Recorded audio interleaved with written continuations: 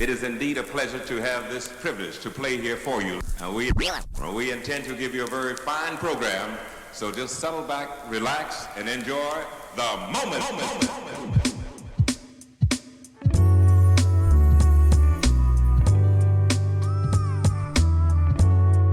Sorry I'm a little late.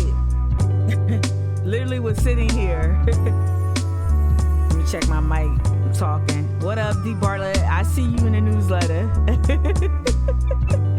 Good morning. All right, I got a question.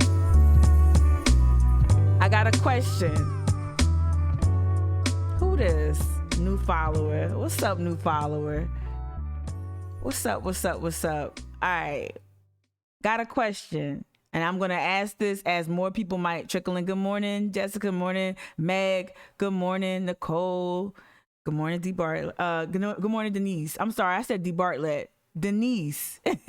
I saw D. Bartlett in the newsletter. Good morning, Denise. Got a question. All right. So y'all like, I'm trying to step it up. I'm trying to work on, like, literally turn what I've been trying to do. Hey, what's up, Justin?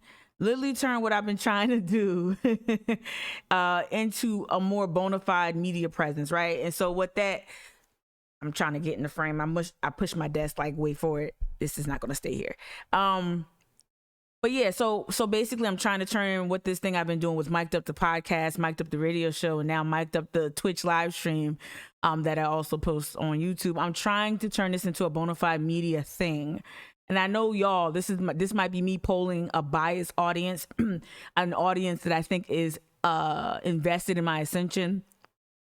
But are the daily newsletters, or even if you don't subscribe, are daily newsletters letting you know what's going on today, is that too much?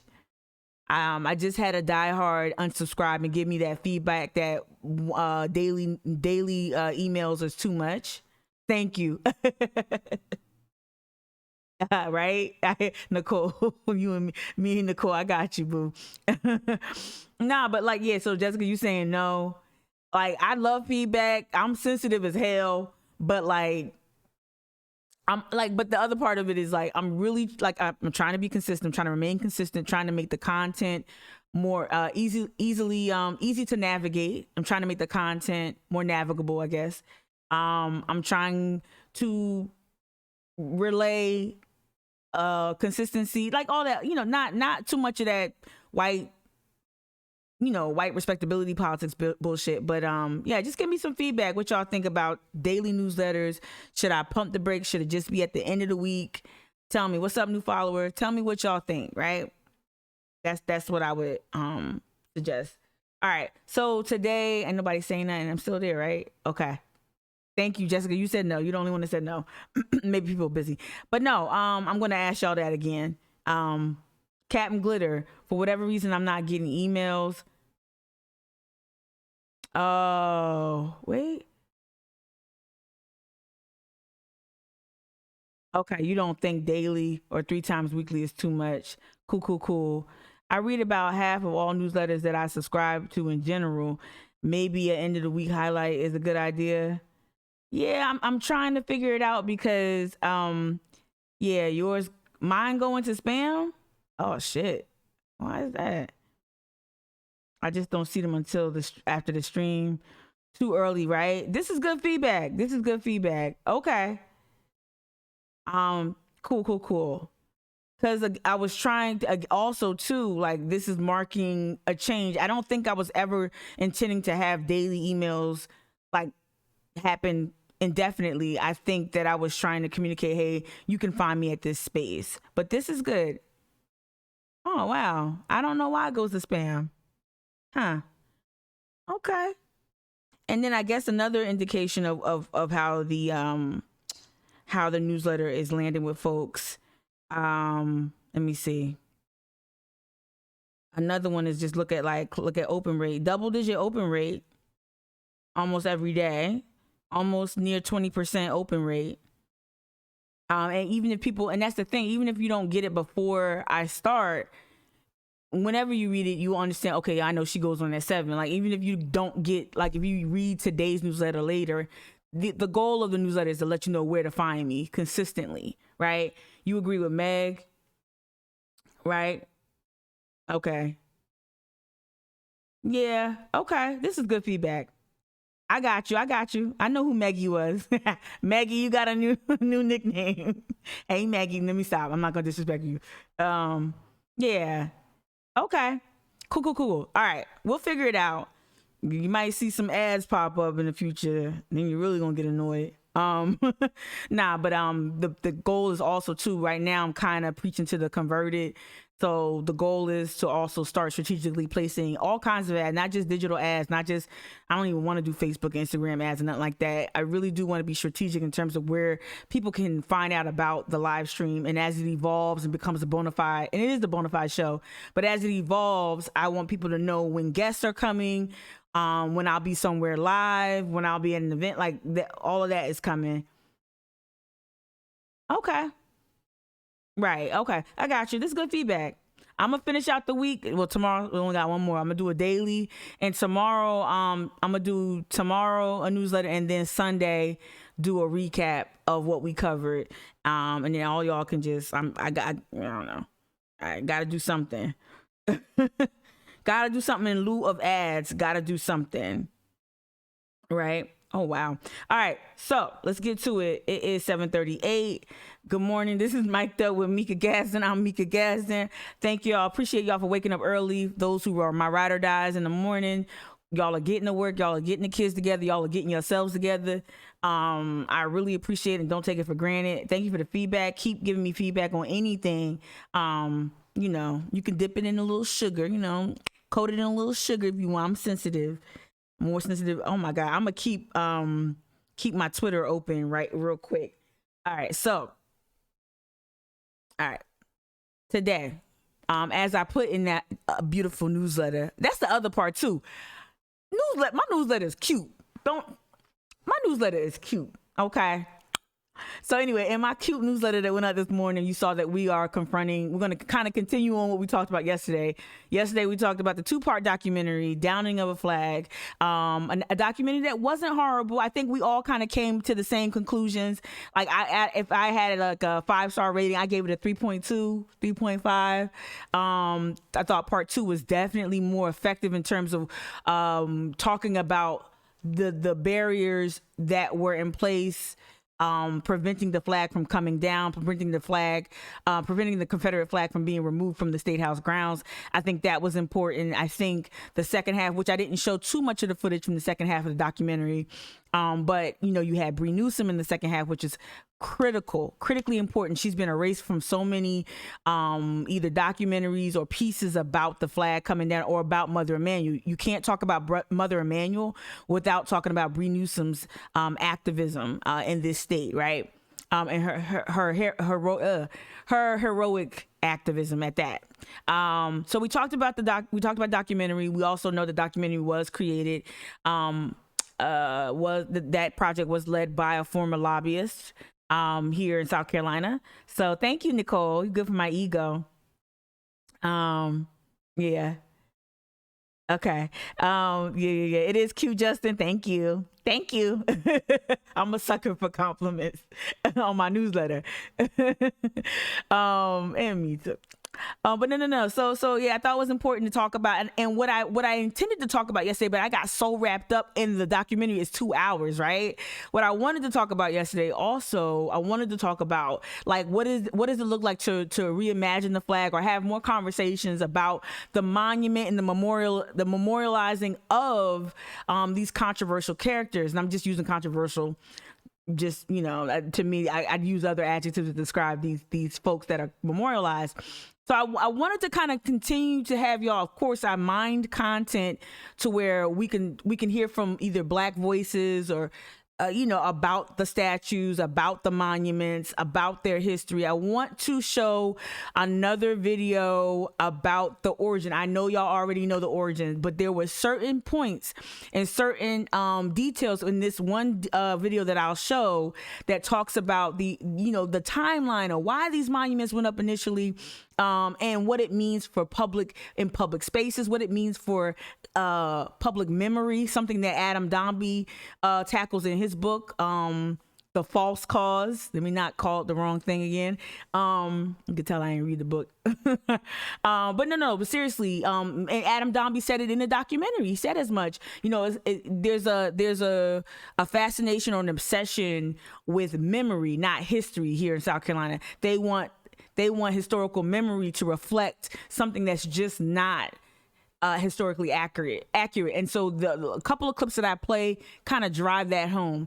But before we get into confronting Confederate monuments and monuments dedicated to colonizers, both here and abroad, and also we're going to talk about Black artists reimagining that, right? And placemaking and all that kind of good stuff about like what we could be asking our lawmakers and our artistic institutions here.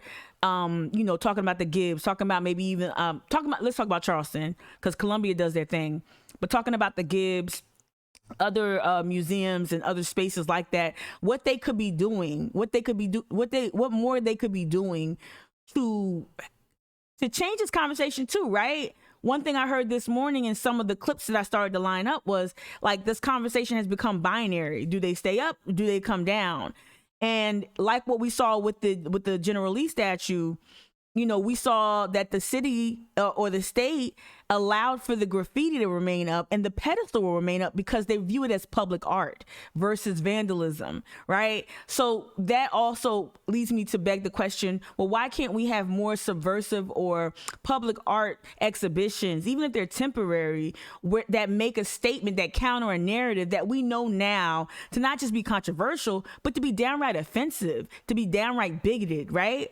So that's the other thing I want to talk about today is not just let's take them, should they stay up? Should they come down? Let's have a nuanced conversation about, because I'm all in favor of them motherfuckers coming down. I hope, strategic comments strike each one of these Wade Hampton obelisks that exist in this state, in this city, in this county. I'm team take them down. I'm team pee on them. I'm team spray paint them. I'm team fuck your flag, the Confederate flag. I'm team fuck your statue all day. Iverson meme stepping over Silent Sam, all that. But I'd like to have I welcome and am enthusiastic about having a more nuanced conversation about other things we could also do when we have a government like our own local government that has no political will to want to address its role in slavery and the subsequent memorialization of colonizers and downright evil hate mongers like Wade Hampton, right? All right. So, Jessica, you just dropped in the chat. Good morning, Joni. You just dropped in the chat. They know Pulitzer-worthy content when they see it. The monument covered in graffiti is a great shot. It's a very great shot. One for the history books. And then, Meg, you agree with Jessica's earlier point. You said don't drop the emails. They look great. Okay. Gifts are always well placed. Thank you. I feel like you're a fan though. Thank you for that part. I'm not a fan. I'm not going to reduce you to a fan. I feel like you're just a really you're a friend. Let's switch it up. You're a friend. You're a friend. I got a friend in you. All right. Thank you though. Shoot. If it's something that I'm engaged in, I want the emails every day. Like I need the emails every day. I get tons of emails from my favorite skincare company. Guess what? I know, I was like, oh, you know what? I'm not going to erase it. I'm not going to delete it. I'm not going to unsubscribe, even if it's a little too much. Paula's choice. But keep messing around. Some of y'all gonna get texts. Really bombard you. Nah, I'm joking. But nah, I like things that I'm engaged with, whether it's sports, fantasy football. I'm in two fantasy football leagues. The season starts tonight. I like some sort of inundation by things I really like. I don't mind. But anyway, we'll keep polling people. The open rate is dope though. 20% open rate, 18%. Maybe I should just let the data speak for itself. All right, let's switch it up. Let's get to it because we gotta get the bar. We gotta get the babs. Okay, it's 7:46. 7:46. Okay, weather. So today, shout out to the homie Charleston weather. Went down a degree. It's feeling like fall. It's hoodie season. Today, showers with a chance of thunderstorms, high around 80. Let's make sure this is updated. Okay, 6:30. Updated. All right. I know the weekend's supposed to be dope. Shout out to all y'all who said y'all can't come to the poorhouse. Oh, I totally get it. And I don't know if Jared, I didn't even ask Jared if his set is going to be on the outside portion of the poorhouse for those who were kind of like on the fence about it, maybe. For those who can't come, that's cool. I just, the invitation's there. But I didn't even ask Jared whether or not the set is going to be indoor or outdoor. But either way, the weather looks great this weekend. Outside of today, we're going to get past, I love a rainy day. All right. So that's the weather, light rain. All right. Let's close that out. We got to get to Babs. Live 5 News is like, I don't know. You're not supposed to have. Shout out to Carolyn Murray, WCBD. Shout out to Rob Fowler. Shout out to Kate Press Tech. But Live 5 News is just eating y'all's lunch when it comes to coverage, especially Babs. Let's just get into it. We got to get through a Mark Pepper ad first. Let's just get to it. This is crazy. Can I just say this before the ads start blaring?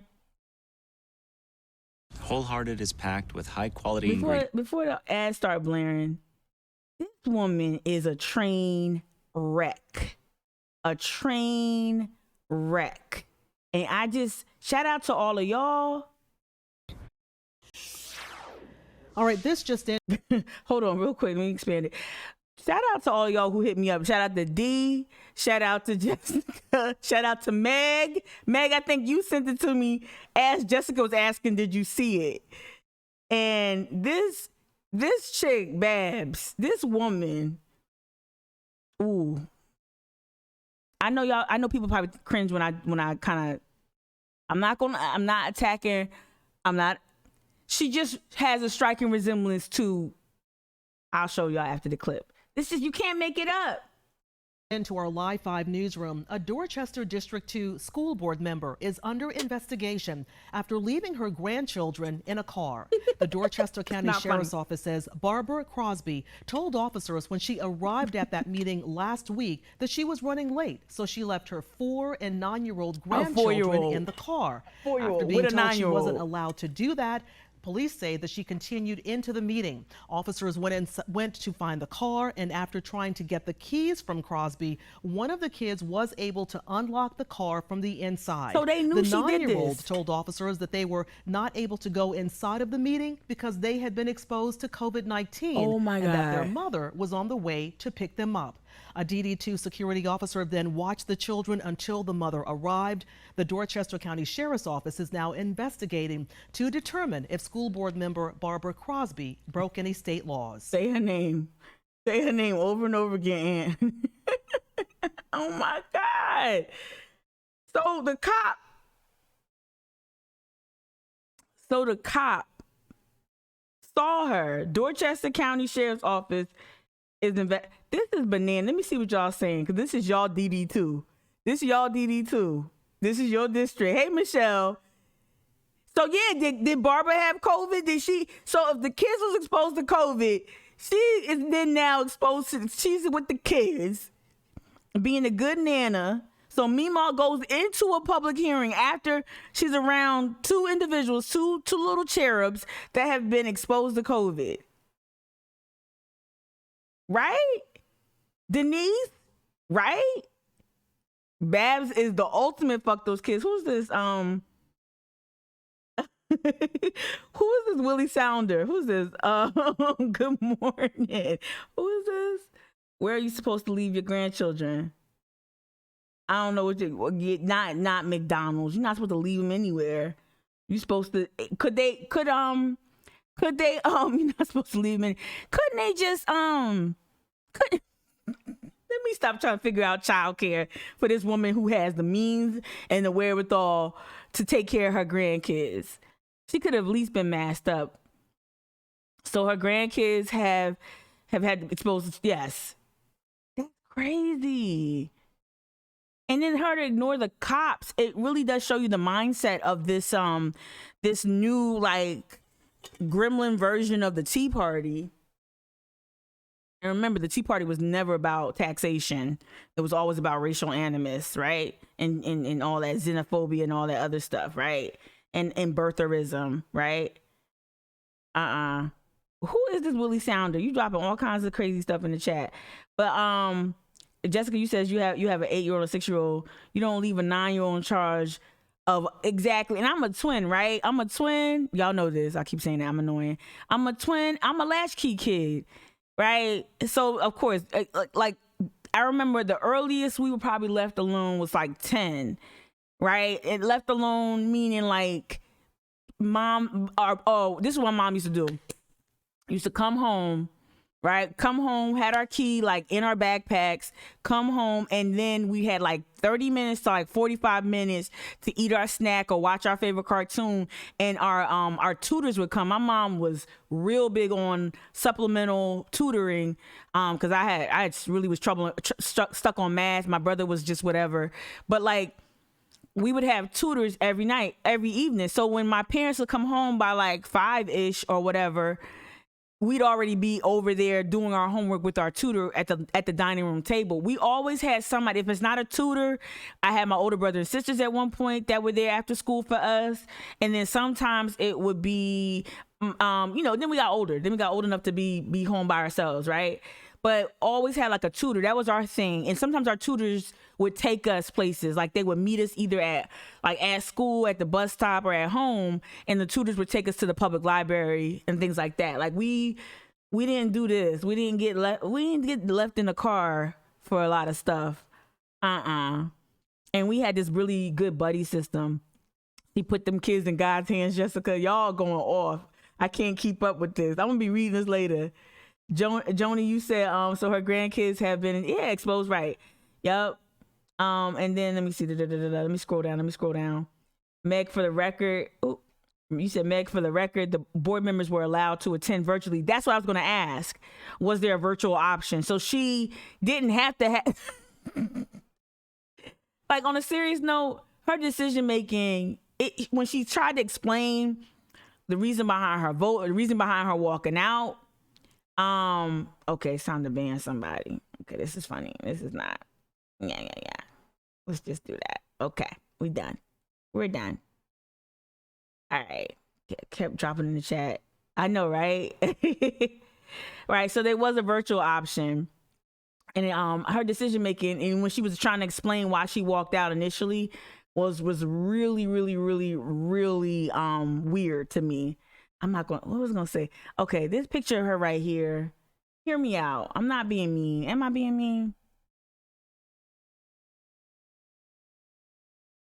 mean? She just like, and the flames to me symbolize COVID. Like, I just think, I don't know. Like the flames to me is the COVID Delta variant, like virus. But she can figure out how to get some media coverage. Yeah. All right. I ain't trying to be too mean, but can I buy a miniature heat miser? She do look like heat miser. Let me stop. Tell me I'm wrong. All right. Edith Bunker. Oh. Edith Bunker. That's a good one. And she probably has the same politics as Archie Bunker. I'm sure that Edith shared the same politics as Archie. Yeah, that's a good one. Yeah, this is it right here. This might be the better one. Yes. Yeah, I do expect her to sing. Yeah, let's break up some of the let's break up some of the heavy talk because we about to get into it. This is her. From Television City in Hollywood. Boy, the way Glenn Miller played. Somebody remixed this about COVID. Songs that made the hit parade. Guys like us, we had it made. Those were the days. We didn't have the well nice thing. innocent man, woman. All right, cut her mic. I can't do it. All right, let's get serious. But no, it's just she had a virtual option. Her decision making and her rationale. It shows you that the bar is in hell too for certain lawmakers. The bar is in hell. Like, they don't have to really be accountable. They don't have to really be thoughtful in terms of the explanation behind some of their decisions. To me, it's just, yeah, problematic. Just like Babs. Yup. All right, let's get to another update. I really did thought I want to hop into the Confronting Confederate Monuments conversation. We'll get to that, but we got to do a news roundup. We got to talk about, here is the front page of the state newspaper. I know y'all been hitting me up about the whole Murdaugh thing, yada yada yada, right? He just got his license suspended. Embezzlement, as a felony embezzlement, Jessica, is what we would call it. It seems like sometimes even these newspapers were like tripping all over themselves trying to kind of talk about the Murdaugh. I'm like, it's just embezzlement. White collar crime be just white collar crime be on another level. Like, people just, they view it so differently. But yeah, so this is the headline from the state newspaper. They do a retrospect over here on the right. 9/11, you know, tomorrow we're going to be talking about 9/11 from a perspective that you just don't hear enough of. West Columbia approves mask mandate, Columbia to vote. Y'all know West Columbia is different from Columbia. Also has an amazing barbecue joint, black-owned barbecue joint there. The name escapes me, but they got the best hash and rice I've ever had in my life. All right, so that's the state newspaper. When it comes to me, I'll share it. This is Post and Courier today. All right. Ooh, let me get back out. So yeah, agricultural school, many failings. It's interesting that they put the 9/11 big feature story in today's paper. So I'm going to be interested in seeing what tomorrow's paper is going to cover, and of course the weekend papers from the Post and Courier about the 9/11. This is what should have been in the motherfucking middle of the paper today. Is this story right here. Upstate real estate agent. Hey, shout out Justin. I'm about to read this. I'll probably read at least the first page, the front page. Upstate real estate agent charged in U.S. Capitol riot. Okay, his name is Lawless. Lawless faces multiple charges. Allegedly appeared on video. Well, let's talk about it. Oh, it's in Greenville. And so these are the images they captured right here. Images of U.S. Capitol security footage appear to show James Douglas Lawless Jr. Inside the Capitol in Washington, D.C. All right, who's that? Shout out to the new follower. All right, I think you subscribed yesterday. Shout out to the follow. All right, let's read this story right here. Greenville real estate agent is the latest South Carolinian to be arrested and charged in connection with the January 6th U.S. Capitol riot. James Douglas Lawless Jr. faces charges of entering or remaining in a restricted building or grounds, disorderly and disruptive conduct in a restricted building or grounds, disorderly conduct in a Capitol building, and parading, demonstrating or picketing in a Capitol building. That's a crime? Oh, wow. According to the criminal complaint. I hope this means things are closing in on KKK Corey and Bear Spray Bessinger. I hope that means that. I honestly think they just were horrible. They weren't effective in getting in there. I either think they were cowards that didn't get in there, or they couldn't get in there. I think that's it. And also at the top here, I'm not even going to read this. The state newspaper, Caitlin Bird, covered this. I was kind of disappointed in Caitlin's story because it doesn't go into, it just talks about Charleston being number one again in travel and leisure. They didn't get this. They paid for it. I really wish people would understand how much money, how many millions of dollars Charleston has sunken into Condé Nast. Like, I really wish people would just, if you're going to keep reporting about number one, travel and leisure, please talk about how this spot is, Charleston beat out Tokyo. The fuck Charleston beat out fucking Tokyo. I don't even care about the COVID stuff. How did Charleston beat out Tokyo? How did Charleston beat out any other like amazing brown or melanated country? Get out of here. Or a city in an amazing country. How the hell Charleston beat out Tokyo? Get out of here. Get out of here after the Olympics. Come on. Make it make sense. All right, so that's that. But hopefully this story at the bottom that should have been in the middle, hopefully this means that some of the local white nationalists are about to feel some fire. Hopefully they having a couple of sleepless nights thinking about what might be coming. I wanted to hop over here, Live 5. We're going to have to continue with a couple of ads, but I want to talk about the latest update regarding the hospitals and the COVID-19, the Delta variant here. But I think we might, let me see if this is a video. No video? I want to play videos. Oh man. A man on Johns Island trying to steal an ATM? Oh man, I hope it's not my ATM. Oh, this is a story. So help me out, y'all.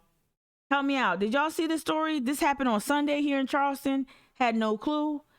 I'm gonna have to go through some ads with this one, and then we'll get to a local update on I'm attorney COVID. Marvin Pindar. Oh boy, Marvin, this is the L. I'm sorry, Marvin. Got to find you another law firm. Did he make partner? Ugh. All right. I never heard this story, y'all. The detective after she.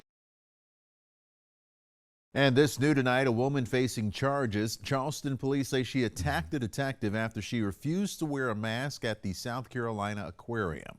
Police say Lisa Bostic Does she look was familiar to requested y'all? to be removed That from the name sounds aquarium on familiar. Sunday for refusing to wear her mask. Police say Bostic was aggressive towards the officer who was working there. She hit him in the neck and cheek, according to the report, when he went to place her under arrest. That officer is okay. Investigators say she was found to be unlawfully carrying a gun while at the aquarium, which does not allow concealed weapons. I just don't understand that. What do you need to bring a gun into the aquarium for? And they have either security or police close by. Like, I don't even understand that. I never even, like, come on, let me see what y'all saying. I mean, Narita Airport was more exciting. What's that? What's Narita Airport? I don't understand that. Yeah, okay. Let me get to, she looks like a very tired old woman in Mount Pleasant in autumn. Yeah, she really do. It just, that kind of threw me off. All right, I'm gonna close out Live 5 and let's get to at least let's get to a local update from, let's go to WLTX, because at least we'll get like something with COVID right off rip. Channel 2 is kind of, y'all see that the mayor of Columbia endorsed the black male candidate, Mayor Benjamin. It's interesting because Tamika Isaac Devine was mayor pro tem, right? And she didn't get the endorsement of the current mayor. I gotta ask my insiders about that. All right. Let me see. Here we go. No. Wise choice, South Carolina governor. What? Let me see what he's saying here. Let's see what McNash is Meanwhile, saying. today we did hear from the governor about the rise in coronavirus cases across the state. Here's what he had to say. Oh, I got you. We know that vaccinations are the best way to Thank fight you, Jessica. this disease. We know that particularly from the information we're getting from the hospitals all around the country. The vast majority of the people who are passing away or getting very ill are all unvaccinated. So whether it's required by someone or not, that is a wise choice, in my opinion, and I urge everyone to make that choice. And if they want to get vaccinated, now is the time to do it. Okay, so he's saying it's a wise choice, being very careful with his language, of course. Let me see if we can get something else about the state and continuing with COVID. Let's see if there's a COVID update. City of Columbia, South Carolina redistricting. Oh yeah. Update coronavirus on the Midlands. Let's do this one right here. DHEC reporting almost 3,000 new cases of the virus all across the state today. The health agency also reported 25 additional virus-related deaths. That brings the state total to nearly 11,000 virus-related deaths since the pandemic started in spring of 2020. That's a shame. All right. So let's get into it. So we want to talk about, let me go to my history here. Jessica, you don't have to shut up. I like your chatter. You're good. As long as it ain't somebody talking about McDonald's over and over again. I just want to read this too. Y'all know Gregory Yee used to be on the crime beat here in Charleston. Gregory Yee with the Post and Courier. Gregory Yee has since moved on, as has Jamie Lovegrove, as has Michaela Porter, as has Mitch Puke even left, the editor-in-chief. But besides Mitch, so many really talented and decent writers have left the Post and Courier. Very interesting. But Gregory Yee just tweeted something, even though he's on the West Coast now, back where he's from, I believe. It said he tweeted this yesterday evening. My God, this is difficult to watch. This is in regards to COVID. My God, this is difficult to watch. A doctor a doctor at a Charleston, South Carolina hospital comparing COVID-19 to killing fields. 1,000-yard stare. Break down multiple times mid-sentence. Wow, let me click on this actually. Sounds like this is oh wow. So Roper St. Francis just released a video. Let's get to it. Let me find Gregory right now. There he is right here. All right. So you tweeted this yesterday evening. This is what I just read kind of sloppily. My God, this is difficult to watch. So I'm like, okay, and let's watch it. Let me see. From Roper St. Francis, inside the ICU with Dr. Kent Stock. Oh. And I am a staff infectious disease. My name is Dr. Kent Stock, and I am a staff infectious disease physician at Roper St. Francis Healthcare. Wow. You know, when you've been in the killing fields. Wow. You know,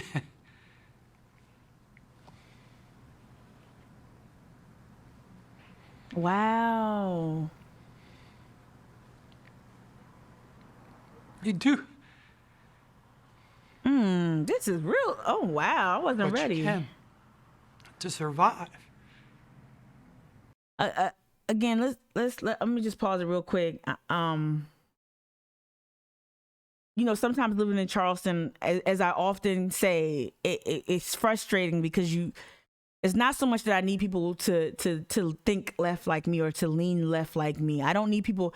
I don't even want or desire people to all share my opinions and share my beliefs.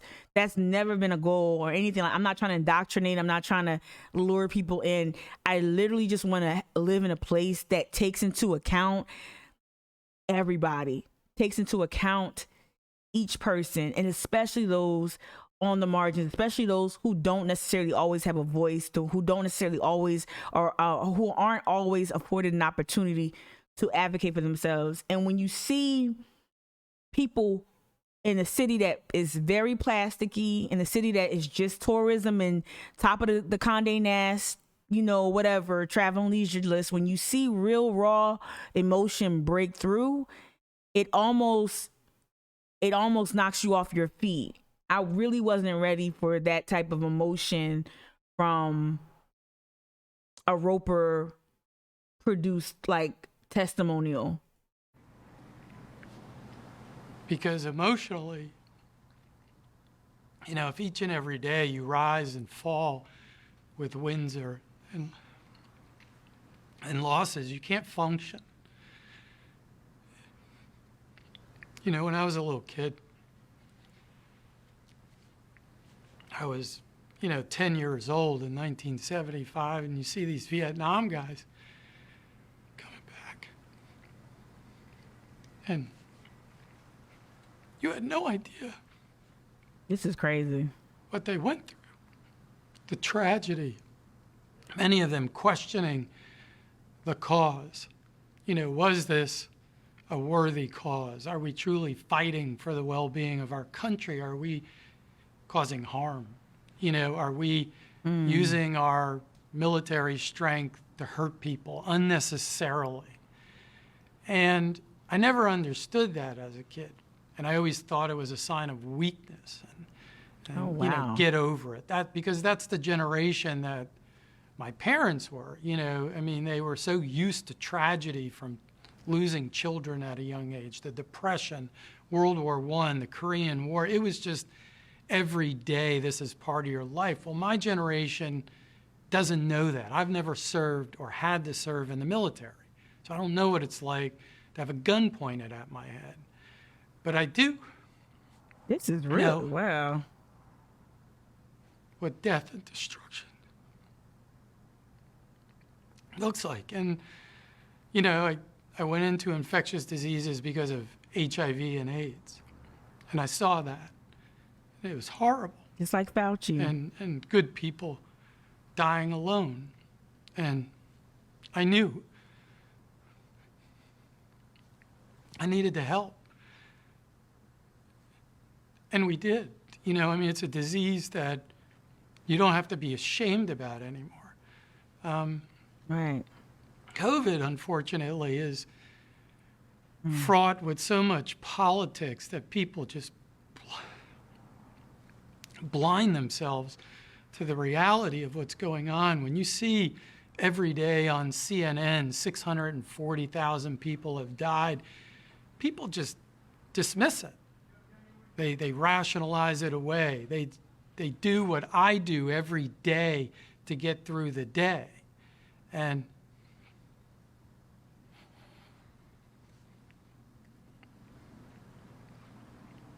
we lose That's a little over. I don't know how you can refute this. We lose a little of our humanity. I don't know how you can. I don't even know how you can like rebut that. Like when you see all the like the sheer.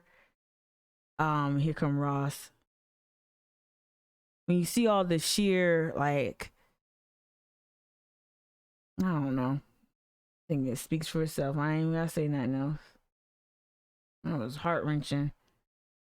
Let's make an awkward turn. Let's make an awkward turn. Again this morning. Let me see where we at. 8:14. This morning we as per the newsletter, as per my thumbnail, we're going to be talking about our confronting Confederate monuments yesterday. Good morning, Diane. It's really good to see you. Oh, your t-shirt got a new batch coming tomorrow. Diane, good morning. It was heartbreaking. Thank you for dropping that in the chat. Thank you for just dropping your thoughts in the chat there. Again, making an awkward turn from COVID and from our morning news roundup, news and weather. After I hopped off yesterday, I knew I set an alarm, but I knew I was going to run over the Robert E. Lee monument was scheduled to come down yesterday in Richmond, Virginia, right?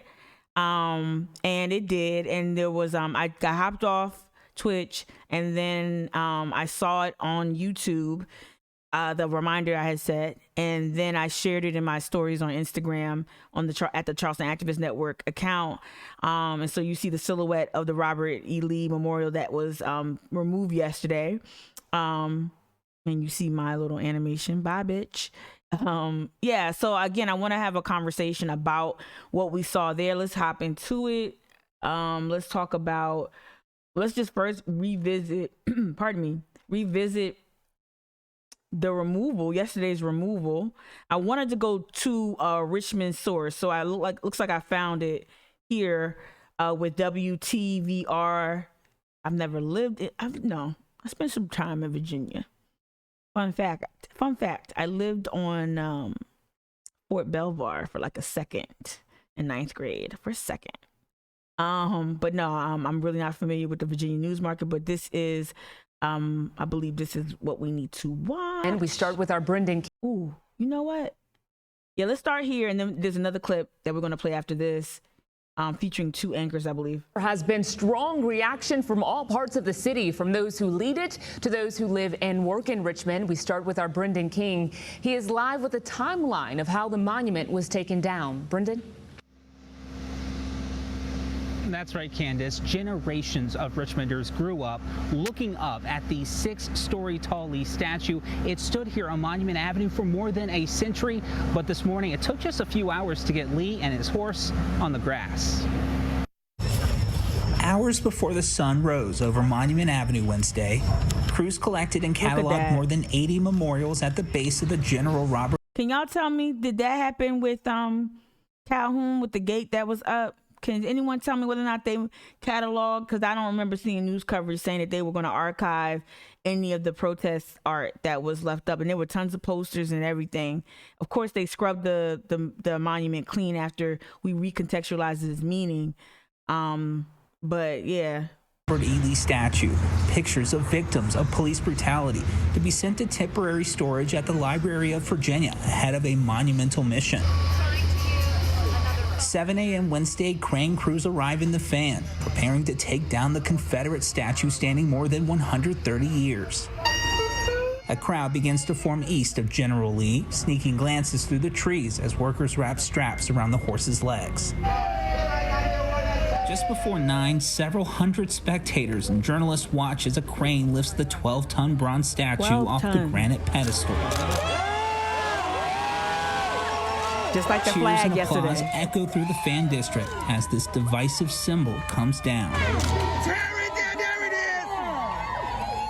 Send that traitor to his grave! Let's go! Get it out of there! The state originally told us to expect an all-day event to remove this massive statue. I guess the guy that's doing it is pretty good at it now. Yeah. Crews then cut the statue. Because it took, wow, they cut him in half. I was wondering what that shot was when I saw it. I thought I was looking at something else. It took Calhoun forever. We're going to revisit the Calhoun removal as well in my all-night streamathon, which I'm sure I say the most nuttiest things on Instagram Live. But that thing was lifted off instantly. They told people it might take all day, all morning. It felt like they knew what they were doing. 100 and something years it's been up there, but Calhoun was a son of a bitch to come down. Statue in half at Lee's waist. Yes, Nicole. To help safely transport the monument to secure storage at a state-owned facility and out of the former capital of the Confederacy. It should just come down in silence and just go away. Now that Lee no longer towers over the River City, the lone monument here on Monument Avenue is a statue honoring the late Richmond native Arthur Ashe. Yay. You may remember he is the first black man to win both Wimbledon and U.S. Open tennis champions and a humanitarian here in Richmond. Yeah, I love Arthur Ashe's personal story. That's exactly what they should have. Mad monuments to like people from there that's done good. Yeah. Let me wanted to watch one more clip from Richmond. I don't necessarily want to hear from Northam, but we might. Oh, no, this is what I wanted to see right here. Nonprofit director. So, again, the conversation, let's take the conversation away from should they stay up, should they come down to, we can have that conversation, right? I'm team take them down if you can, if you're willing, if you can, take them down. I'm team that, right? Very vocal. But I like to have other conversations about, when we do take it down too, like what do we replace it with? What else do we incorporate? What other types of memorialization should we actually entertain? Right. So let me pause this. So this is from the same news outlet. Digging deeper into the issue, we asked what impact the monument removal could have on racial reconciliation. Our Leland Pender spoke with the leader of a nonprofit in Richmond. And I also want to say this. This is some I've heard this before as well from some left-leaning comrades and some other left-leaning national voices. Some would argue that the removal of the statues is a sideshow, it's a distraction, it doesn't lead to substantive change. Oh, I agree. I agree that a lot of this is symbolic, but not all of it. I think, and y'all know this, and I'll pull up again just for emphasis. We know that in places that disproportionately memorialize the Confederacy with either street names, statues, and so on, we know that statistically that the earning I guess the average the income average is lower, so your earning potential is less than in places that really make an effort to memorialize and to popularize and to celebrate the Confederacy. You can actually make a link between that and income and low incomes. And so we know that the work of Jacova Williams, who was from The Economist, but I think she's since left, someone who's worked at Clemson, someone, an LSU grad who studies the correlation between, like, you know, just studies all types of racial data. We know that there is a correlation between what these statues symbolize and the public sentiment. And we know that it can impact people in ways, in different ways. So there is a material consequence to having all of these Confederate statues up. Not saying that the street names drive down people's salaries and whatnot, but what it does is it shows you a mindset. It gives you a peek into value systems, a shared value system. And so when having this conversation, yes, some of this is symbolic, but what's wrong with that? And that's the thing too, with some of our left-leaning folks. You know, there are so many complicated things to fight for, whether it's legislation, whether it's through what, you know, grassroots activists push their local governments to do, and how to show up for folks. We literally have to combat white nationalists and white nationalist groups that are popping up. There's so much that we have to contend with. What's wrong with giving people a moral victory? I honestly don't know why so many folks who are like ultra left, I don't know why they are so anti-removal of the statues. Sometimes the other stuff takes years, takes decades even, to really get legislation passed, to get laws passed that actually lead to the real change we want to see. What's wrong with celebrating the statue coming down? What's wrong with advocating and pushing for that? And I think let's have a conversation where we're not assuming that people like myself are only fixated with the removal of statues, right? No. And I know that taking down Lee doesn't change the hearts and minds of all those neo-Confederates that we watched in that documentary yesterday. We know that it angers them, and we also can expect a white lash. But my point is, like, what's wrong with taking down something that is offensive and that our foremothers and our forefathers, as documented in books like Denmark V.C.'s Garden, we know that our foremothers and forefathers also hated and protested the presence of these monuments. And whenever they got a chance, they broke busts and they vandalized the original Calhoun monuments. You know, so that shows me there's a tradition of rebellion, or rather a tradition of resistance of this type of iconography. So I don't see a problem with it. Yeah, exactly. Look at you, coach. Look at you, coach. Small wins boost morale, right? Justin, you just dropped in the chat for sure. Symbols are important too. Doesn't have to just be a distraction. And yeah, they happen to symbolize the public sentiment and historical policies. Ding, ding, ding, ding, ding. Right. So I think sometimes the left gets so like caught up in like, we got to do this, we got to do that. And I get it. I get the most like militant viewpoints and all that. We need real wins. We need substantive wins. Absolutely. But, you know, you got people, our team is diversified, right? Our team should be. So you got somebody like me who's using the media space to make an activist message, right? You got someone like me who was in the streets, who was an organizer, and who might return to organizing in some way, shape, or form, but I'm choosing to fight it this way. And then others might be choosing to fight the monuments. Someone else might be fighting to make sure that, you know, our local governments show up for Black lives in meaningful ways. It's okay to be, you know, multifaceted and diverse. It's okay. We all on the same team. All right, let me let this rock. and who says through faith they work to facilitate reconciliation in a diverse and divided world. What did you find out, Leland? Well, Candace, David Bailey is the executive director of Erebon. He says the Lee Monument coming down creates an opportunity to build a new narrative that reflects the times in which we currently live and the principles we value today. Now, of course, when the monument went up more than 130 years ago, the culture and outlook on society were very different. When it comes to faith, he says in the past, Christianity has been used as a tool to justify some of the ideals the Lee statue and the Confederacy represented. Even today, we're still confronted by many of those systemic societal scars. For instance, there are many culturally diverse houses of worship, but there are also countless congregations segregated by race. But no matter which of these faith communities you belong to, Bailey says you still have an important role to play. One of the things that we always want to encourage folks to do is to have some imagination that if you're homogenous, if you're in an all-black church, all-white church, or all-immigrant church, to ask the question, what can we do to bring wholeness and healing to our community, particularly around the issues of race, class, and culture? Bailey says that's interesting. I might push back on that a little bit. I get the whole places of worship is the most segregated hour in America, famous like MLK quote. I get that.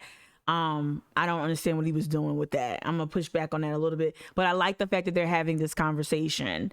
I like the fact that they're talking about divergent views. I like the fact that they're talking about faith and having faith at the center of this conversation, which I think will hopefully, as someone who attends Bedside Baptist with Reverend Sheets every Sunday, hopefully though those of faith, you would think that perhaps starting with like a CAJM or groups like CAJM, that it could help settle the discussion and take some of the fire, take some of the vitriol out of the conversation. But I'm not quite sure what he was talking about in terms of if you're a homogenous church, because I do believe that communities like the black church needs to be there needs to be a black church. There needs to be a church X for whatever faith or whatever a community of people. I think those churches should all get together, of course, but I don't know if he was making an argument like that the congregation should be that our views. We have to really revisit integration.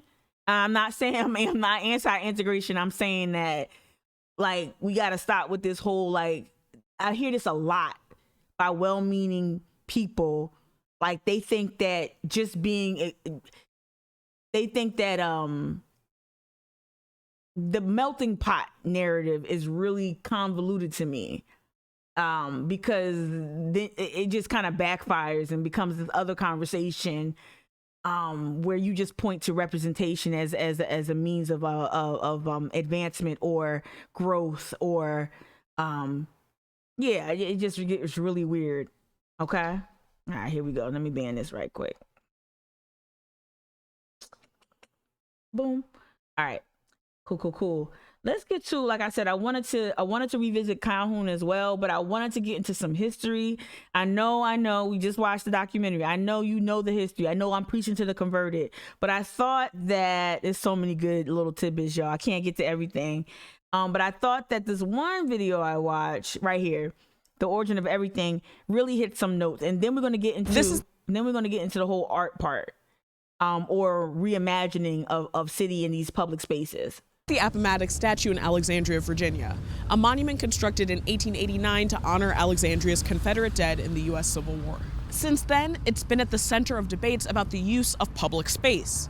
People wrestle with the decision to honor the history of those who supported the Southern Confederacy's secession from the Union, which was largely in order to continue racialized slavery. Opponents have argued that the statue stands as a testament to intolerance and racism, and that although the statue is still privately owned by the United Daughters of the Confederacy, the fact that it's situated on public land means that it should be torn down because it represents a racist and harmful viewpoint. Those in favor of keeping the statue where it is remark that the Confederacy, no matter how outdated and incorrect its stances, was a part of U.S. history, and that this history shouldn't be forgotten. So today, I'll open up the conversation to look at how monuments like this one represent the U.S.'s struggle to accurately describe its more painful history. That argument always gets at me because they keep saying, of course, for the obvious reasons, you don't want to forget history, as if libraries don't exist, as if Google doesn't exist, right? But not only that, why haven't these Daughters of the Confederacy, I know that this is their genre, I know this is their jam, right? Their racist grandpappies is their specialty, but why aren't they vocal about other monuments then? Then why aren't they advocating for more indigenous monuments or any indigenous monuments? Why aren't they arguing for all, like for other areas? They never, on all of the rebuttals I've heard, I've never heard one, either, you know, UDC or Neo-Confederate, I've never heard one of them say, you know what, we need more monuments to other groups as well. I never hear it, right? More monuments of women. Shit. Come on. Right? I'll discuss why so many that's why I used that GIF this morning. Is a GIF or GIF, whatever. That's why I used it. Of picture like taking down the soldier and putting up Angela Davis. Say word. And other Civil War monuments were built between the late 19th and the first half of the 20th century, and what impulses drove their construction during those crucial years after the war. I thought this was very helpful. Appomattox notably doesn't show an image of an army general or Confederate politician. Rather, it's a simple rank-and-file soldier with his hat in his hand and his head bowed in defeat. On the base are the names of Alexandrians who died fighting for the Confederacy. This gesture isn't uncommon in monuments of fallen soldiers, but its subject has made it a cause for public concern. Claims that Confederate iconography are synonymous with Southern heritage has raised well-founded questions about whose heritage and who does this history support or vilify. And that's in large part because in erecting monuments after a conflict, it's highly unusual for the side that definitively lost to be honored, let alone to occupy public. And the reason why I wanted to have this continuous conversation leading into 9/11 is just for that fact, just for what she just said. I'm trying not to stop it too much because I really want to get through this 10-minute video, but so 9/11 happens and we see how that's been memorialized, not just in New York City, not just in Shanksville, not just at the Pentagon. You know, we see how it's been memorialized even places like here. There's a walk that's scheduled to happen this weekend, right? Commemorating the fallen or the first responders and whatnot, people who've made sacrifices during 9/11. Like, I know that one's like, you think it's a slam dunk, but to me, insurrection against the government. You wanted to break away. You wanted to secede from the government. You were mad. You waged war. You shed blood against the government. The Union was the government. Your Union was the United States. Why are we memorializing people who were traitorous, like treasonous traitors? Like, I know I'm being redundant on purpose. So I'm looking at 9/11. I'm like, oh yeah, yes. I'm equating the Confederacy to Al-Qaeda. I am, yes. Public space, which is why the image of Appomattox with a visibly defeated Confederate soldier standing in commemoration of his lost cause and fallen comrades is quite unusual. Rather than raising the now infamous call that the South shall rise again, yes, she is, both Michelle. His posture and the inscription of the plaque below his feet indicate otherwise. Around 2015 and 2016, the U.S. increased the attention it paid to the Civil War monuments scattered across the country, honoring Confederate generals and soldiers. Arguments raged on both sides of the debate, with proponents of tearing down these statues noting the inflammatory and racist politics of the men that they were meant to honor. They also called for the immediate removal of Confederate flags from state symbols. Those in favor of keeping the symbols and statues argued that these signs were indicative of U.S. history, and even if they were abhorrent, they should not be hidden or forgotten. As headlines circulated around protesters on both sides of the debate, questions started to rise about why the U.S. had so much Confederate iconography to begin with. When were the statues built, and who funded their construction before they occupied public land? And how do monuments turn individuals into heroes and shape the discourse around our shared national identity? Well, it comes as no surprise that the lion's share of these symbols sprung into prominence as monuments monuments and memorials after the war's conclusion.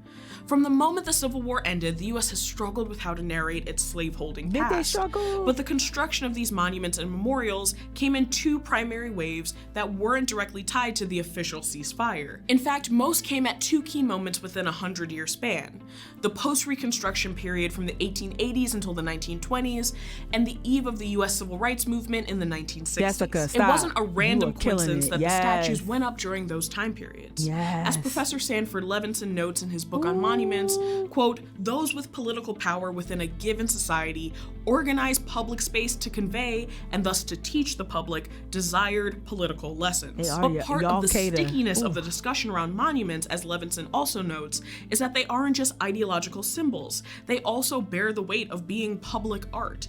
And as he writes about monuments as art is, among other things, both the terrain of and often a weapon in the culture wars that course through societies. This is, of course, especially true of public art.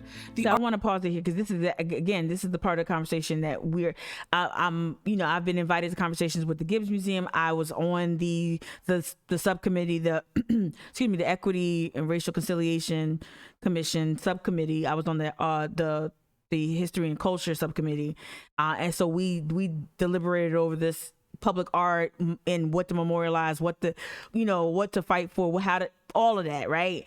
And this is where me, and shout out to the homie Fletcher and I, we sometimes have these conversations about public spaces and art, right?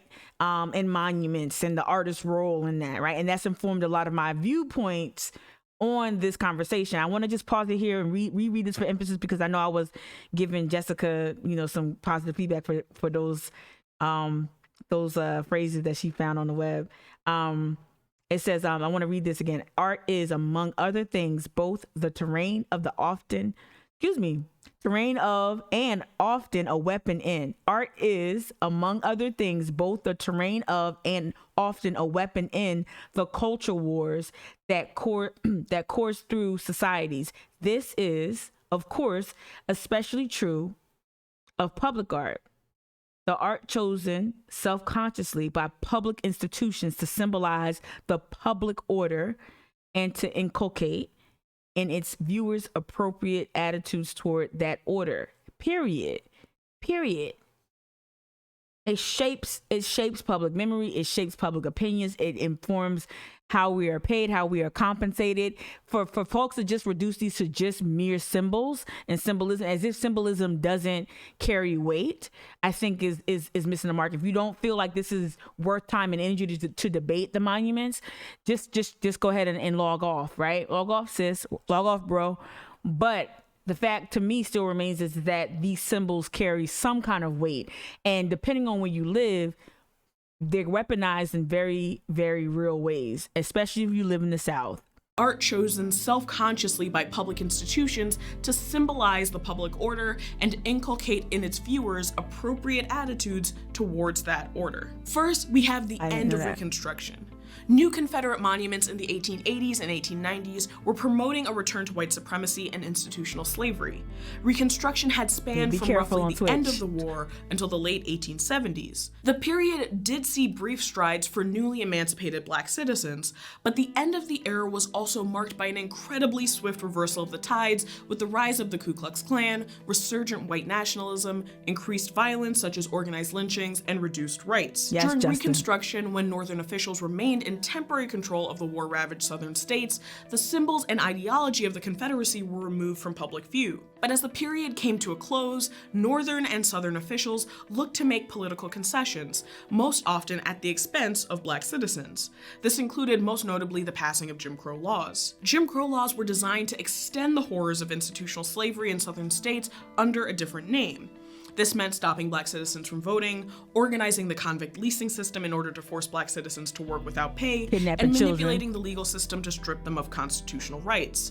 For more on convict leasing, be sure to check out our episode on the origins of private prisons. So Confederate monuments were working to promote the, at the time, contemporary ideologies of the state, namely a return to white supremacy and institutional slavery. It also marked an important moment in the history of men who died and fought for the Confederacy and their families, because because also around this time, the surviving soldiers and their families were aging. Many had infiltrated public office to continue promoting the official agenda of the Confederacy. Others turned their eye to establishing private organizations that celebrated a glorified version of the Confederate past. Enter the cult of the lost cause. In the aftermath of the economic devastation of the war, the so-called cult of the lost cause became an outlet for white Confederate supporting Southerners to express a cultural pride in institutional slavery and their lost way of life. A 1999 application made to the National Register of Historic Places notes, the cult of the lost cause had its roots in the Southern search for justification and the need to find a substitute for victory in the Civil War. In attempting to deal with defeat, Southerners created an image of the war. Ain't it crazy how they call millennials or they call leftists, they call us snowflakes. And oh, you just need a participation trophy. And back in my day, they were winners and losers and yada yada and all that Ricky Bobby talk, right? Ricky Bobby, Talladega Nights, first place, second place, yada yada. Yet to me, they like the ultimate like OG snowflake, right? Like y'all lost bad. And y'all was so mad that y'all had to not only come up with their own second place trophies, but you had to rewrite history.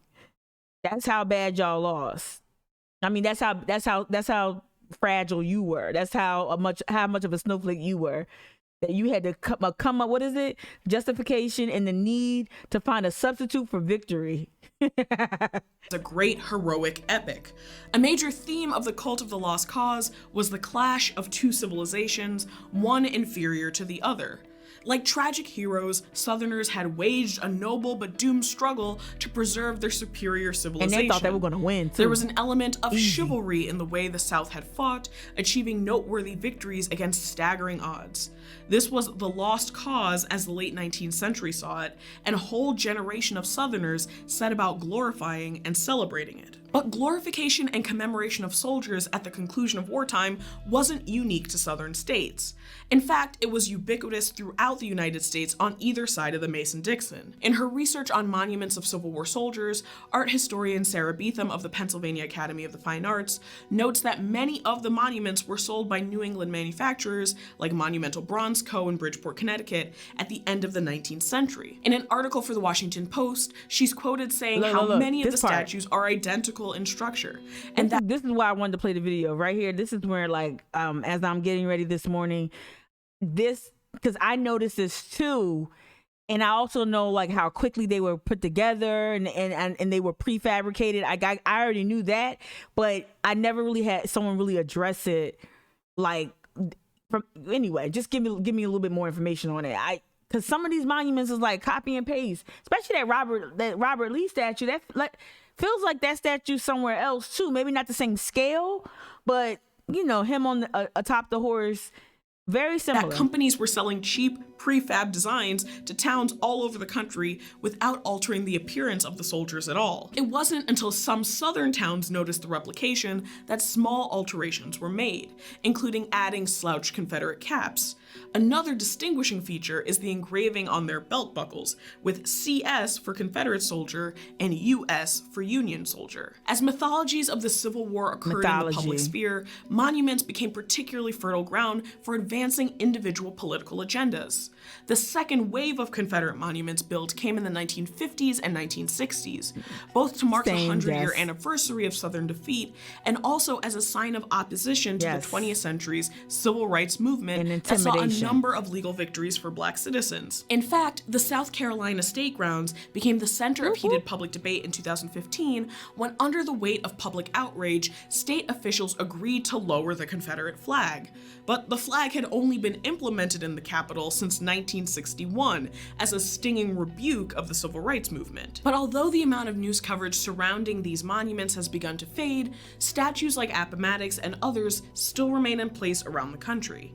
And in recent counting, the Southern Poverty Law Center notes that there are 780 monuments, more than 300 of which are in Georgia, Virginia, and North Carolina, 103 public K-12 schools, and 3 colleges named for Robert E. Lee, Jefferson Jefferson Davis or other Confederate icons, 80 counties and cities named for Confederates, 9 observed state holidays in 5 states, and 10 U.S. military bases. But at the heart of this debate over monuments is a larger question about how and when we decide to commemorate history and whose stories are told.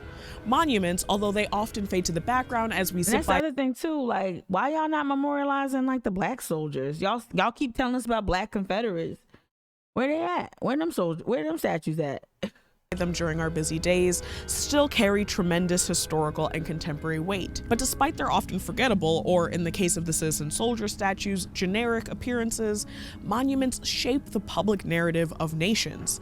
They exemplify how we create the stories we tell ourselves and each other about. I'm gonna pause it. I'm gonna leave it there because that's it right there.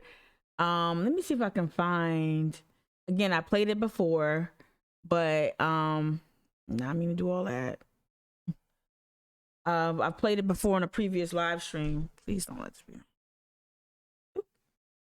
Oh, sorry, y'all. And let me see if I can get it. Let me see if I can find it. It might be on my hard drive.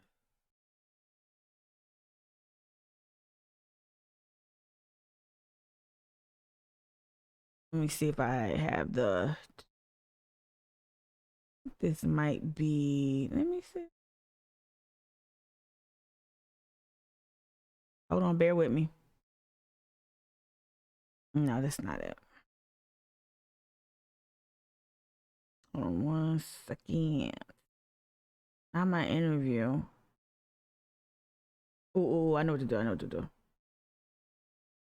I wanted to revisit Jacoba Williams, the excerpt from our interview.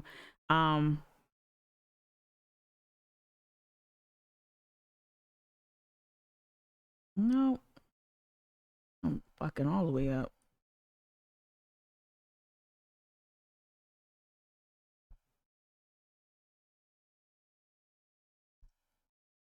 Hold on. I'm like, wait, what's going on? Here we go. Wave.co. That's what it is. Paying for this every month. Hold up.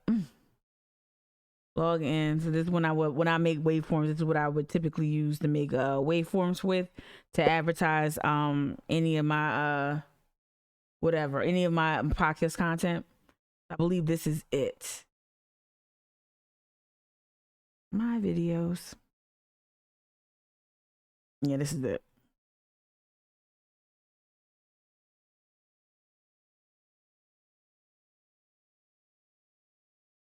I came up with a list of what I call 25 prominent Confederate generals. And I go through this shapefile that Census has basically. And I go through and basically count how many streets are named after prominent Confederate generals in an area. And the first thing I show is that, number one, you see a lot of these Confederate streets in the South, in the rural South, where you would expect them to be. Number two, I find that, and what I say is that it's a proxy for historical racial animus. So I show that where there were more lynchings in the past, those areas actually have more Confederate streets today, which is crazy. The next thing I show is that, so I kind of say like, okay, this is a proxy for racist attitudes, right? But it doesn't really matter if somebody has racist attitudes. It matters that they have racist practices, racist policies, right? That's when it really becomes problematic. And so I extended to say, okay, well, we know that it's a proxy for racist attitudes. Do we actually say that maybe it's racist practices? So then I look at labor market differentials. I'm kind of looking at like wage gaps and things like that. And what I show is that where there's more Confederate streets, blacks are less likely to be employed, more likely to be employed in low status occupations, and have lower wages compared to their white counterparts. And the thing that's really crazy is that it extends to other minorities in general. So you see that this relationship holds for Hispanics, foreign-born individuals, and Asians. And I have to highlight Asians for one reason, because Asians is what I would say. Okay, I guess I stopped it there. Yeah. And so, yeah, I think that it bears repeating, it bears sharing. It's worth sharing for another time, over and over again, because again, for those who are saying that this is just symbolic, stop stressing it so much. It ain't gonna, it ain't gonna lead to your changes in your material outcomes or whatever. Yes, it does. Yes, it does. And all of it matters, right? All of it matters. And I think too, as a person who draws heavily upon inspiration, and someone who, like, one of my top reasons for moving back to Charleston, of course, weather, not being in an area that is landlocked, like being near water was really important. But seriously, it was the nature. It was how much of the public space could I enjoy, and how much of, like, walking, how much history, how many people, the dialect, people's conversations, meeting strangers. I'm the most talking to strangers. Yeah, I talk to strangers all the time. I talk to strangers all the time. And that's just who I am. All kinds of strangers, right? My Uber driver, whoever. And so part of that is, like, when I'm walking around Charleston, what do I encounter? And just to be in a place that's so beautiful and that's filled with so many beautiful people and that has such a rich and beautiful culture, it does something to you morale-wise to continuously be confronted with this, not just offensive memorials to white supremacy, but the erasure of indigenous folk, of Gullah Geechee folk, of Black indigenous folk, the erasure of their contributions. There should be a huge statue at White Point Garden to commemorate the Tulaloo, which was a huge festival here in Charleston. Huge. So culturally significant, and the fact that people don't know about the Tulaloo and how Black people came and proudly celebrated their emancipation, right? It further, I talked about this. I went on this rant on July 4th about how all these, like, really either Afrocentric or Pan-African pages were talking about fuck the 4th of July. I'm like, no. We actually celebrated that. We actually have a connection to emancipation here. Not the vanilla 4th of July, but we actually do have a connection to emancipation and Emancipation Day, and we need to lift it up. The fact that folks don't have that at their fingertips shows me, and that they're just talking about, just trying to estrange themselves from this patriotic holiday. To me, we lose so much, and when we don't see ourselves in history, and we lose so much in that, even when it comes time to commemorate something or to talk about a holiday, we don't even bring up our connection, our people, our ancestors' connection to that holiday, because they've been so effective at separating us from that. I wanted to revisit last year, right? If y'all, I don't know where y'all met me. I don't know where many people met me. I don't know if you met me in Facebook. I don't know if you met me at Women's March. I don't know if you met me at an allyship workshop. I don't know where many folks met me. But some folks met me at Calhoun Monument live stream for hours and hours and hours and hours and hours. That was a doozy. Did I pass it? Did I pass it? Nope. Here we go. So, I'm not gonna sit here and go through each post, but y'all see several posts here. I went there when they told us that the statue was coming down. I got out there and I brought my battery charger, my charging cables, and I just got out there in my backpack, and I knew this thing was coming down like 2, maybe 4 hours tops, right? So I just played the first one and just look at the timestamp if it has it. It doesn't. What? Wait. One more time. Courtney, I'm gonna scoot up behind you. Sorry. I ain't trying to block you, D. D was out there. I'm gonna mute it because I know I was delirious. This was June 24th. Right? So this was at night. I think we got there around what? I got there early. I want to say 10. Y'all keep me honest.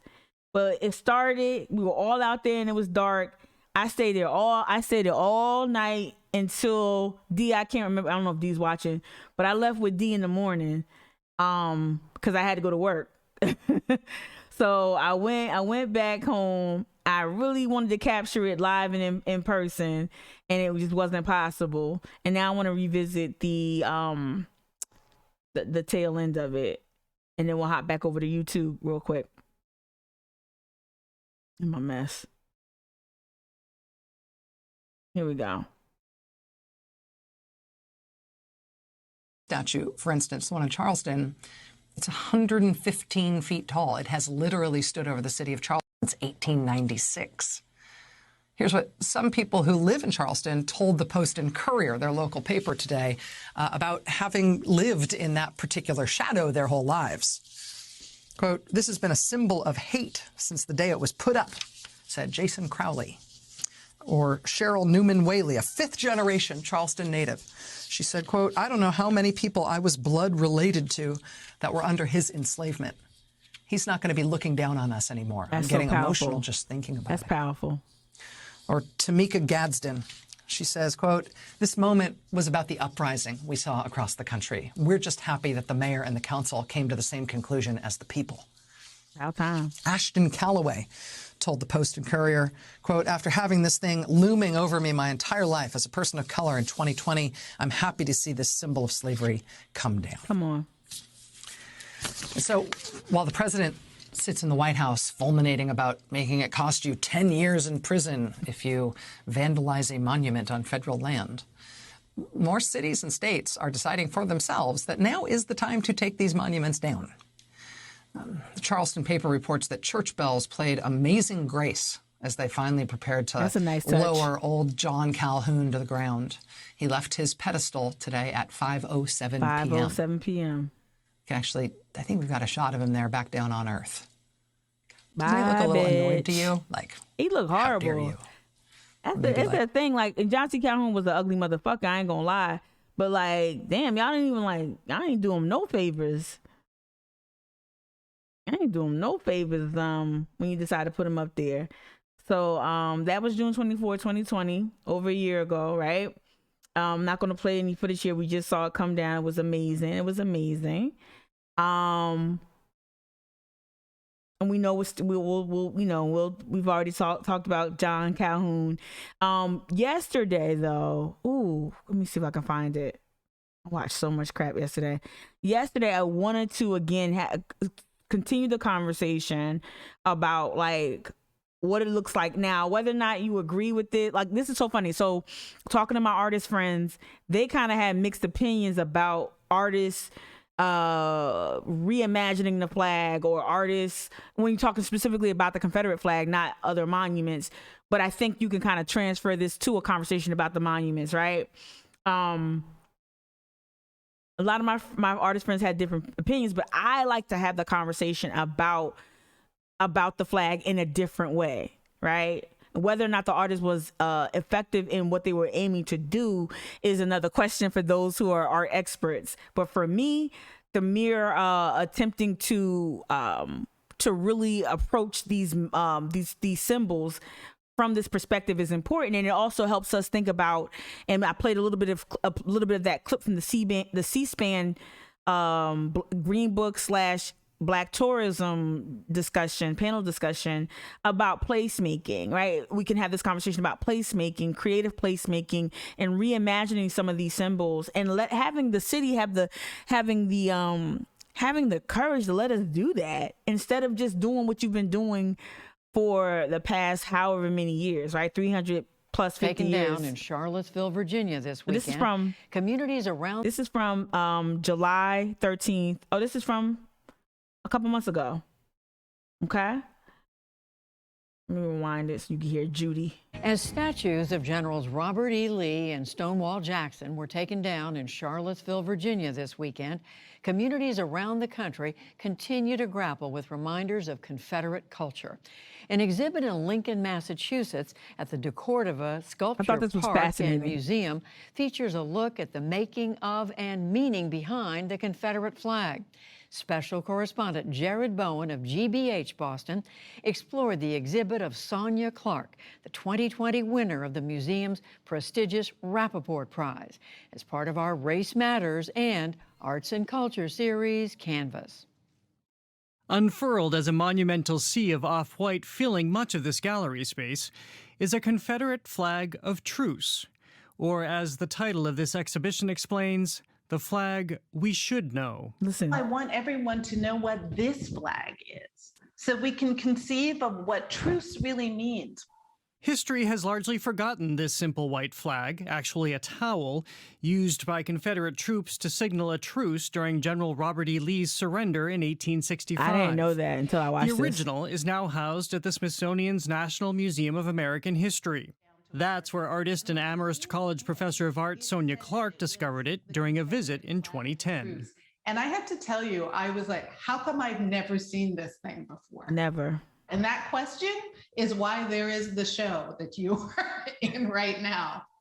Haunting this show is a flag that's not seen here, the Confederate battle flag that, unlike the truce flag, survived to become a ubiquitous emblem in this country. As Clark documents, it adorns all manner of merchandise, from baby onesies to nipple pasties. Wow.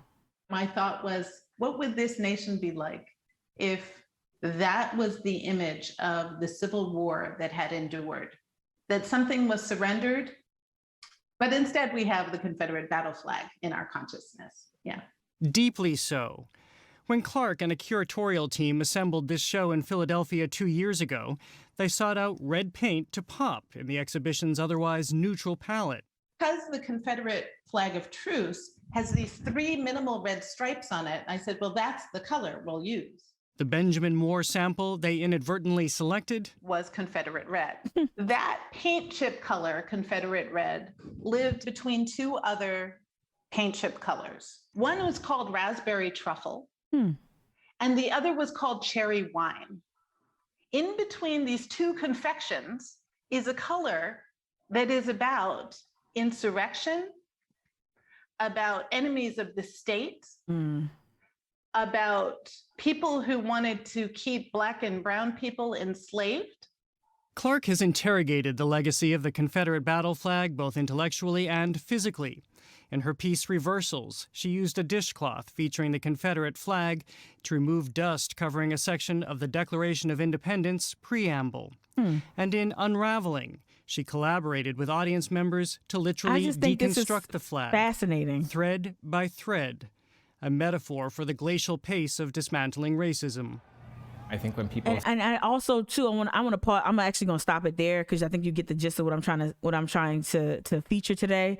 And I will say this, as a person who doesn't want to just stay transfixed on these symbols, right? I don't want to spend an inordinate amount of time and energy touching, deconstructing, examining these like I actually want to create something else. And I also think that this is something that was lifted up by artist friends of mine too, like our Black artist friends of mine who felt like they're put in this box where all of their art has to reflect their either a race, their battles with race in America. All of their art has to deal with race and has to deal with equity and equality. Like, nah, we just want to make fly shit. We want to make something. We want to make things that are abstract. We want to do other things. We want to have other interests and examine other issues outside of race. So I want to maintain that, but I do think in a place that's just literally like starved of any real conversation about these symbols or any real either rhetorical I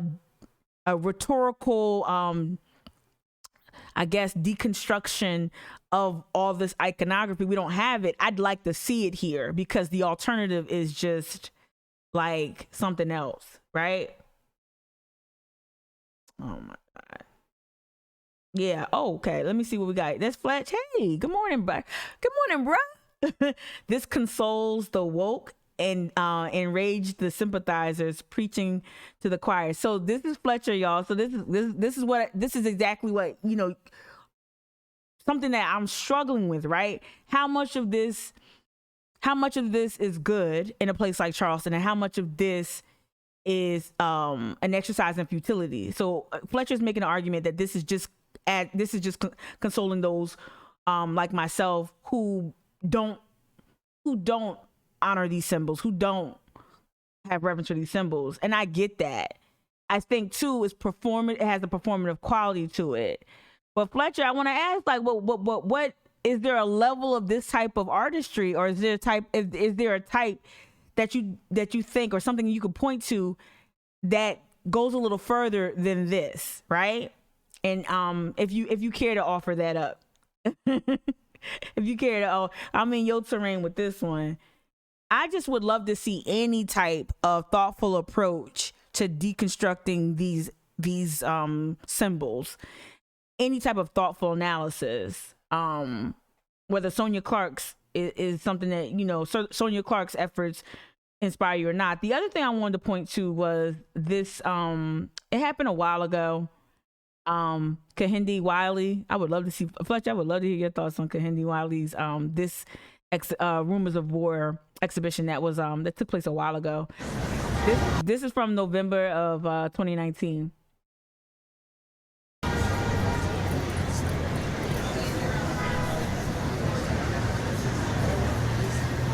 It's the largest sculpture he's ever made. It's obviously exciting that it's going to be here in Times Square in the heart of New York, but we're particularly excited that it's going to come to Richmond, which is really where the whole project started. We've been longtime supporters of Kahindi Wiley, purchasing the painting very early on in his career. And so when his exhibition, A New Republic, was touring, we knew we wanted to sign up to that. So we brought the exhibition here. Kahindi came for the opening and all the festivities. He comes here. We thought for just one day, do a lecture, leave the next day. He picks up the phone, starts calling his brother and his friends in New York, and they descended upon Richmond for a week. So another question is too, like as I continue to have conversation with people in the history and culture space, in the art space here, like where's the willingness to approach this history, or where's the courage to welcome artists to maybe not necessarily always recontextualize this really controversial history, but where's the appetite, where's the desire, where is the courage, I'll use it again, to bring in artists, or to facilitate a space for artists that already are here, to have them either confront history, share history. I don't know. Where is that? I don't feel like that. They say they want it here, but what that usually looks like is that they welcome a Black male artist that's done some real wild shit, some real great shit somewhere else, and the supplemental programming really doesn't honor. Really doesn't. Not gonna happen in Anita Zucker City. I hear you. Right. I just really want to see more of that. There really feels like there really isn't an appetite to even have this conversation from an artist perspective. I hear you, Honor. And then a little more than a year ago, Sean Kelly calls up and says, Kahindi's come up with this idea. The story starts with going to Virginia, of course, and seeing the monuments that line the streets. I'm a Black man walking those streets. I'm looking up at those things that give me a sense of dread and fear. What does that feel like physically to walk a public space and to have your state, your country, your nation say this is what we stand by? No. We want more. We demand more. We creative people create more. That part. Look at this crowd, this diverse crowd of individuals that have come out to see the most important acquisition that this museum has ever made. And I may add, it was a unanimous it's in Times Square decision by the board. But it's we are Virginia. Proud and honored to be the future home of this significant, inspiring contribution it's wild. This is in to Times our Square, public though. art and our public discourse. And without further ado, I think it's time to unveil something.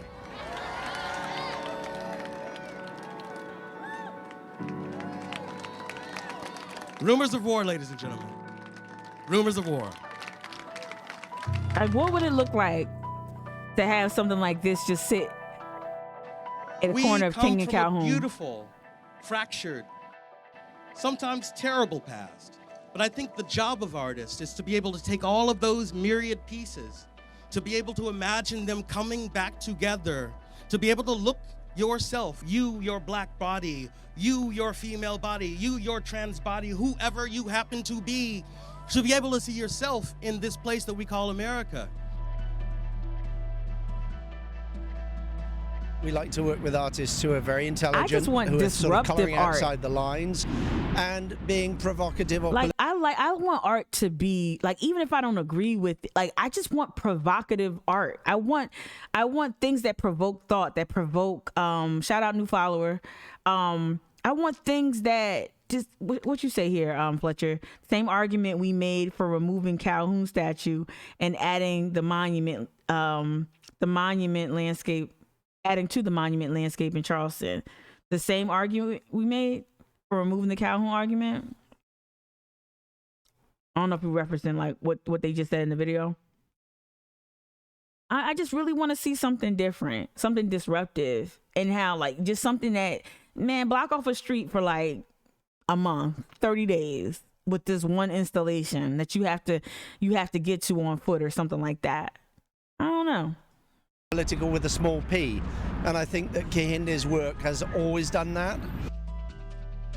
Kahindi Wiley really comes on the contemporary scene in the 2000s, and what he was doing, which was very interesting, was looking at European classics of the 1800s, the 1700s, and understanding that they were iconography of power. They were about status.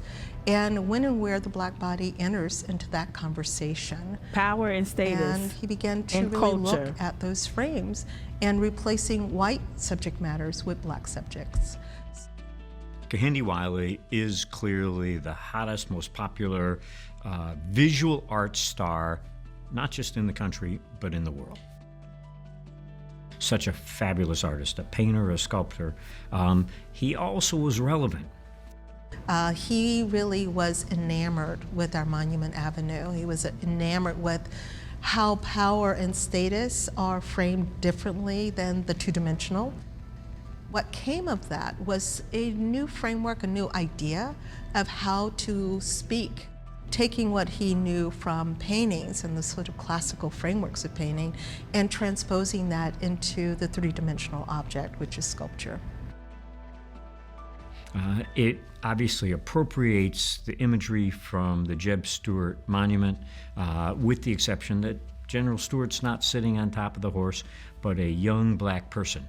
And of course, with Kahindi, he's made his mark being able to take young people of color, men and women, and put them in positions of authority, beauty, power, majesty, that we literally, in this case, can look up to, because it is so massive. I mean, the pedestal's 16 feet tall, so you have no choice to look up in the sky. And that's important. With the creation of this monumental sculpture, he is changing the conversation about something we are all talking about all the time, which is the monuments to the dead Civil War heroes. Fletcher, the whole time, I know you watching, right? Now that I know you watching, I know, I get it. This is the pop star. You can tell. As someone who's an outsider, right? I know whenever the mainstream has glommed onto something, it's usually probably something that's more like popular culture. Like, I don't know, whatever. It's more in line with popular culture. Like, I get it, right? And I do get it. I would love to know. It's productive to have the dissenting opinion. And you push, and I think your voice and other artists' voices like yours, Fletcher, pushes me to really think long and hard about what this landscape could look like. I want to know though, if the Kahindi piece does it push the conversation in any way? I know he is the Beyonce of the art world. I get it, right? But I want to know if installations like his, does it at least inspire others? But this piece will remain in the public consciousness. Yes, I get it. And that's why I thought it had value, and it has tremendous value to me because it pushes a conversation and it helps us again reimagine these landscapes. What if they reflected all of our, what if it reflected more of us, many more members of our community? What would it look like? What has been a part of the conversation is a very binary. Do we keep them up? Do we take them down? And this is what I'm interested in. This is really what I'm interested outside of also making sure that the public landscape is includes me, right? Reflects me, reflects my people's survivorship, reflects my people's contributions to this world and to this immediate area. I want to have a more nuanced conversation about these monuments, and that's why I got that whole let's reject the binary. I got it from listening to this early this morning. Let me rewind it a little bit. Which is the monuments to the dead Civil War heroes. What has been a part of the conversation is a very binary. Do we keep them up? Do we take them down? How do you shift that conversation add with context. just one object? And Kahindi Wiley does it. He does it in a very eloquent way. He does it in a very poignant way. To quote the monument that is on Monument Avenue and to affix a Black subject matter within its framework shifts the conversation, and it shifts the gravitational pull from Monument Avenue to some other place. I like that. And when I you like have that. that balance, then you can talk very differently. Is it monumental? Absolutely. Monumental in pure size, monumental in beauty, but it's also monumental in the message that it gives, because it says that a black man, a black woman can be displayed in regal splendor on a horse in the capital of the Confederacy, and we will appreciate that. December 10th, we are going to unveil it.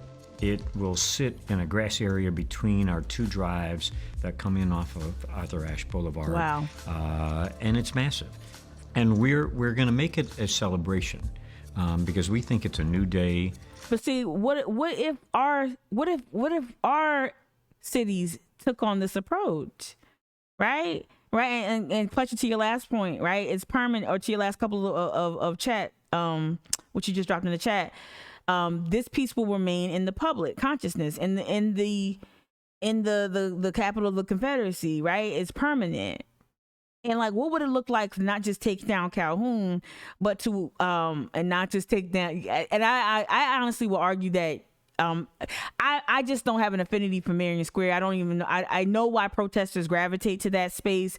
It's just like, why do we continue to, like, to me that space really needs to be rethought, reimagined, starting with the Wade Hampton obelisk, moving on to the Confederate flag pattern.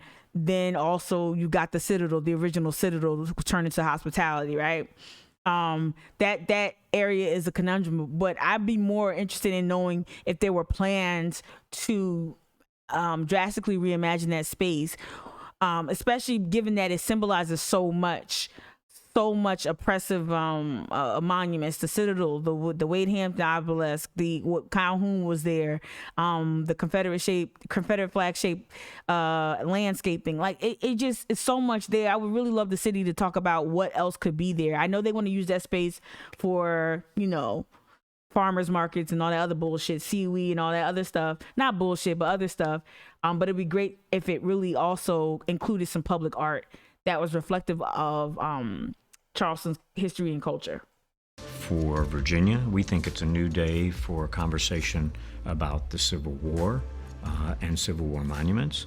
And quite frankly, it's a beautiful work of art. I hope everybody will see it as a really significant, substantial statement that talks about the future, and it talks about how exciting the city of Richmond is, how forward-thinking it is now, and that everybody can rally around that, and it can be a really positive moment.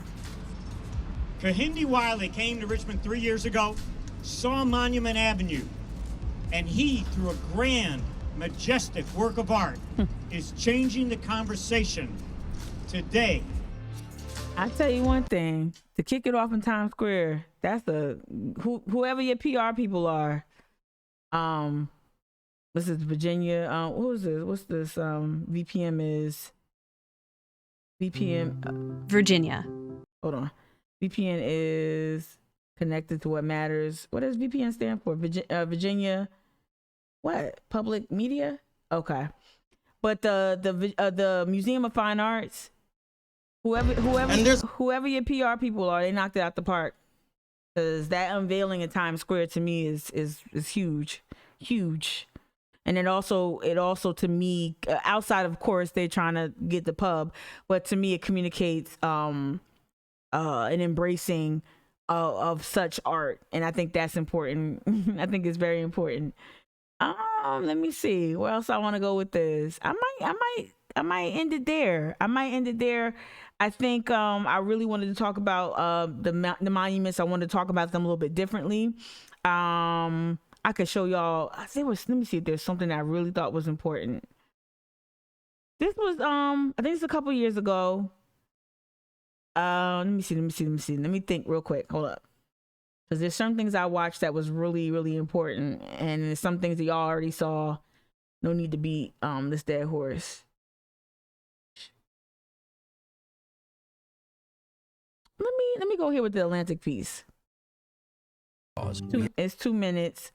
I want to. Confederacy was on the wrong. I know what I'm going to do. I'm going to revisit the trailers for. I'm going to revisit before I bounce. I'm going to revisit the trailers for Neutral Ground, because I had a text conversation yesterday. So my peeps have started the conversation with people affiliated with the documentary, and so I'm trying to figure out if public viewing is possible, and how that can look, what that can look like. But the other part of it is like, hey, can we get people from the film to participate in any type of event that I might create? And it looks like it might have to be a virtual thing. I don't know. I'm not quite sure. But I really do want to have something where I can connect with folks, but with the Delta variant, I want to be very mindful and very safe. So again, maybe I'll do something where there's limited seating, but that can be both a hybrid of virtual and in person. Still trying to figure that out, but it was reassuring to hear people connected with the documentary reach out to my friends and say, sure, we'd love for her to show it, or rather show let me not lie, but just say, hey, if she shows it, this is what she can do, this is what we can do, we can introduce her to. I like that willingness to work with me, because I think neutral ground is important. Fletcher, what did you just drop in the chat? The city's tourist mission is so concretized. I gotcha.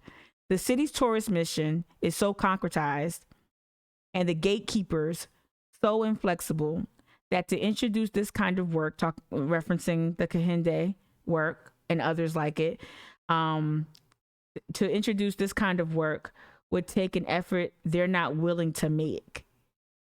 But if they were smart, they would open the doors to a completely different experience with history. Yeah, it's gonna take some bold and courageous leadership from city council, from our mayor, from also the folks who really wield the power and influence, which is the Tourism Bureau, the CVB, and those billionaires that pull a lot of strings, from our newspapers to our public schools to our private schools. So you're talking about the Anita Zuckers, you're talking about the Ben Navarros, right?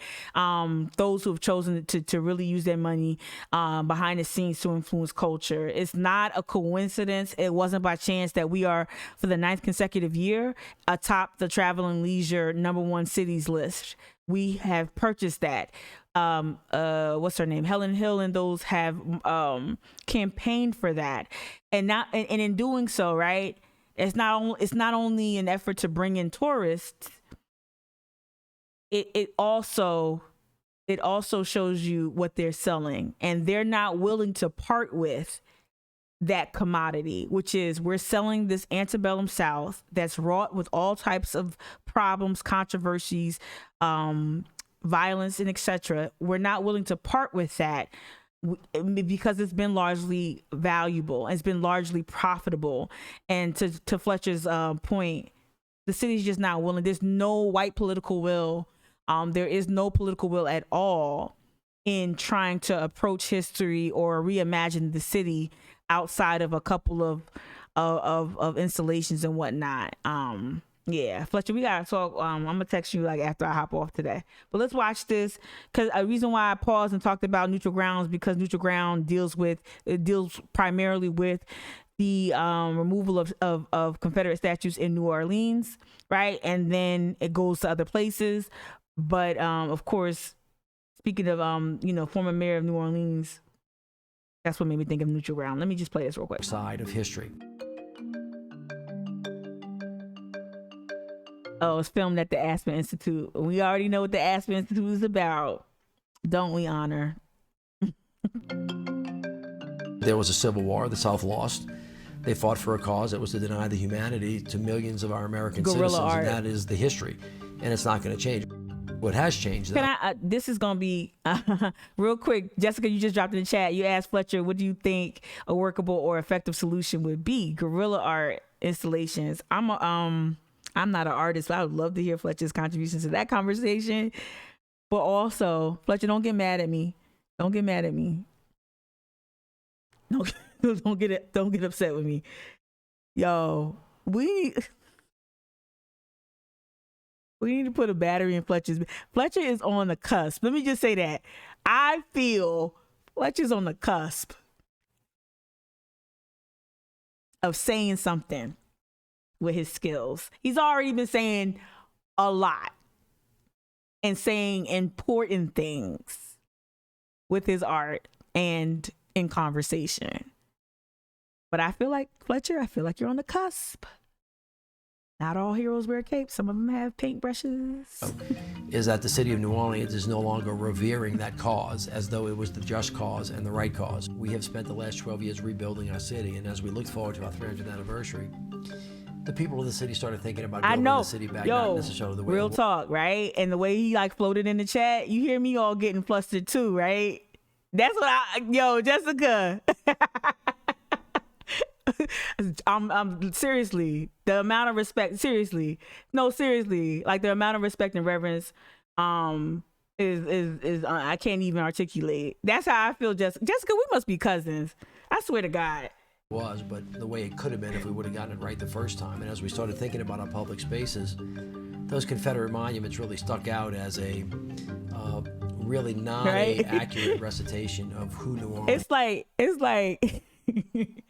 you think my shit is tangy. You think my takes are tangy. Got a little bite. I ain't even hear Fletcher yet. Had ever been. The white mayor of this predominantly black town says keeping these symbols of the Confederacy on a pedestal is out of step with today's values. These monuments celebrate a fictional, sanitized Confederacy. That's right. Ignoring the death, ignoring the enslavement, ignoring the terror that it actually stood for. Now, why won't? And after the Civil War, these monuments were part of that terrorism, as much as burning a cross on someone's lawn. They were erected purposefully to send a strong message to all who walked in the shadows about who was still in charge in this city. It's about remembering the totality of New Orleans history and reflecting who we are as a people and having public spaces that reflect us all. You can't talk about that without talking about race, and race is a very hard issue for lots of people to talk to. I didn't start the Civil War. I didn't start the problems with race in this country, but I did force the people of New Orleans to confront them. We believe that diversity is a strength, it's not a weakness. When you bring lots of different people together, you form new things like jazz. There are other places that may have a different opinion about that, but that was New Orleans' feeling. And to the extent that that's reflective of what some other cities may think or instructive. So this type of declarative statement, I want to actually go back to something that might seem unrelated. No, it's related. It was about the flag yesterday. Let's go back to that Nikki Haley clip from yesterday, y'all. Right? You just heard him saying you said I didn't start the Civil War, but I'm forcing, use the word force. I'm forcing folks to confront it. Right? And he's talking about what the monuments, what it doesn't do, what it doesn't point to, what it erases, right? Remember what Shaheen said in this debate with Nikki Haley? Let's go back to it real quick. What is important? Before she said her bullshit. You know, I think that the people of South Carolina. It ain't the most robust, but for South Carolina, I'm gonna give him an A- because it's a political answer. It's a political answer. It's real wrapped up in a lot of niceties and shit like that. But it's a departure from what you even hear from supposed Democrats like in areas like Charleston. It's a big departure. And I think it's a great, let me just say this. It's a great starting point, right? It's a great starting point. Are tired of having an image across America that's not truly who we are. Listen. I think we're tired of having an image of corrupt leaders, of unethical elected officials. The Confederate I think flag, we're tired of having an image that we're stuck in the past and divided. I believe that South Carolinians and our young people who leave this state all too often are tired of the image that the leaders of this state project. And frankly, I think we're tired of politicians who won't say where they really stand. I believe that it's time that we retire the Confederate flag to a place of respect where the history of this great state can be told, and that we all rally together under a flag that unites us all, the American flag, that looks toward the future and not the past. And that's what we need in leaders in South Carolina. We don't need more unethical activity. We don't need more statements we don't trust. We don't need more just looking to the past. We need to look to the future. And that's what this is about. And I'm not afraid to say, a willingness to even just talk about the future. Again, that wasn't like, oh shit, that inspired me to, that's the day I became an activist. No, I'm not saying that, but like articulate a vision for the future. And I think that we're at a point, and I honestly think that a lot of Fletcher's art is subversive as fuck, right? I think a lot of people on the surface, I think like when I'm thinking of Fletcher's art specifically, because I think where I meet Fletcher, and I'm talking about that like not literally but figuratively, I met Fletcher's art I don't even know what that was, Fletcher, when if you're still watching. Was with the Palmetto Roses. Oh, it was the silhouettes of the boys. It was the silhouettes. And I'm bringing this up for a reason. I know it sounds like I'm going all over the place. Let me see. Right? But what I became a fan of was the street sign, right? That's when I kind of like went all in.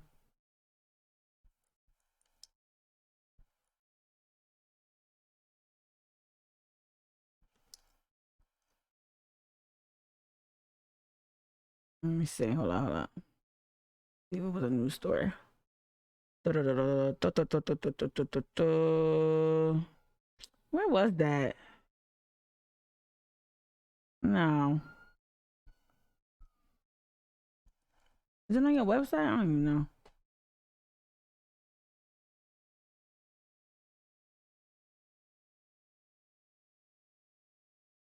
Yeah, this shit right here. City Paper.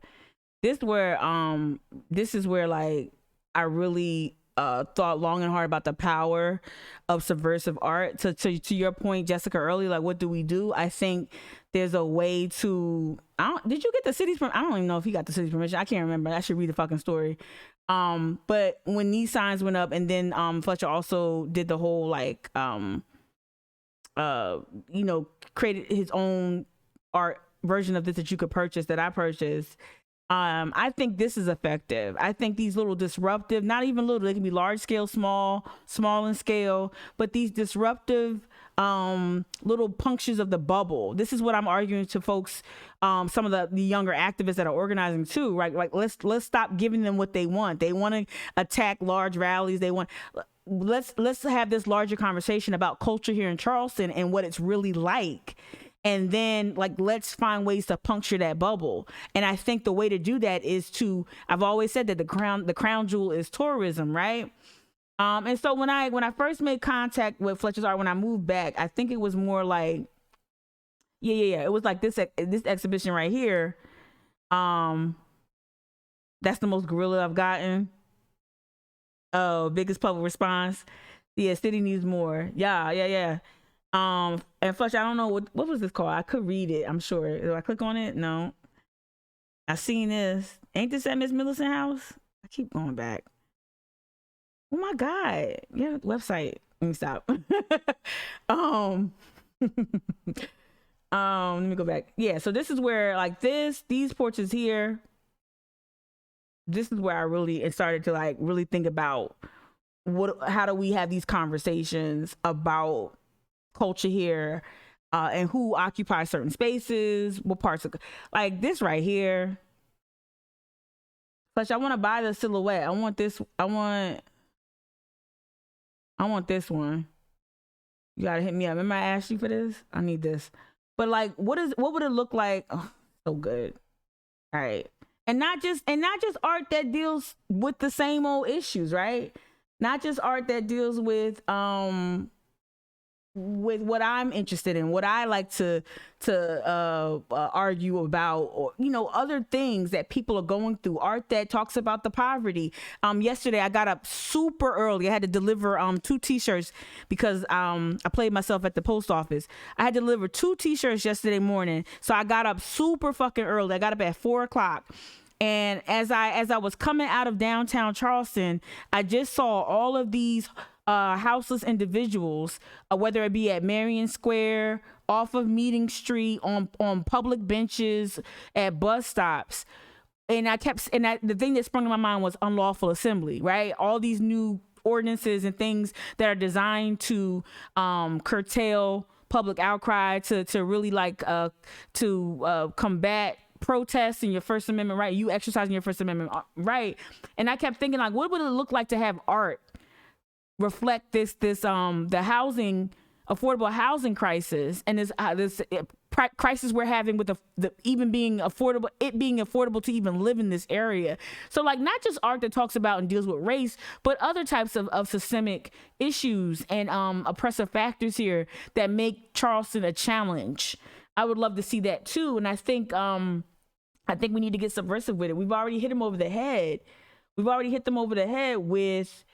and we need to continue to do it, right? Again, all the tools, but we need to start thinking about other approaches. And I got something cooking up. I don't know how to even talk about it without putting things on up, playing myself. Let me see what y'all saying in the chat. Gorgeous work, y'all.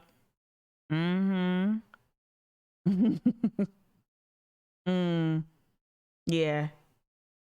You came in late. Oh, what website? Oh, okay. The Fletcher website. It's Fletcher, the number 3.com. If that what you need. Fletcher, the number 3.com. I can't copy and paste from here, but you know what I'm saying. Fletcher, number 3.com. All right. But yeah, I think more art like this. Like I told you, I had this fantasy. Look how lame my fantasies are. A fantasy of like all these white, white folks that want to change things, all act like tourists and just like dress like a tourist with like a stereotype of a tourist or whatever, and then just like maybe take off their I don't know. Maybe they'll just reveal like some other type of garb that has some kind of message, or like folks showing up at the airport, like the OG limo drivers picking up people, but like going to the luggage carousels and like having a sign that says something that pops the bubble. I know that's really lame. Projectors onto other buildings in the city. I'd love that idea. Just subversive ways to just pop that bubble every day for all these tourists that they're bringing here, especially now that it's an insult to flaunt this #1 status, this #1 travel city bullshit, right? Let's get to it. Let's get back to it. It's an insult to advertise that Charleston, again, is Travel and Leisure's #1 city at the top of this newspaper right here, amid the time when this state is #1 in COVID per capita, right? It's an insult. We saw the doctor's tearful testimony about what it's like to care for people with COVID, to be surrounded by so much death. And that's the reality, right? That's the reality. And I really, and it pops that bubble. What if folks that starting with the bridge run and whatever other type of big tourist event that might take place in the next year, the end of 2021 into 2022, what would it look like for us to really, really go after tourism? And not just the statues. I'm not talking about the statues. I'm not talking about anything physical, but really start to complicate people's relationship with this city in subversive ways, with a precise aim on the tourism culture. because the tourism is just anesthetizes folks, and it gives us this false impression we're this beautiful place. We're not this beautiful place, right? We're a place that's just as real as any other place, dealing with or not dealing with issues like race, equity, affordable housing, all of that. Flash mob, something like that, but no dancing. I don't do that shit.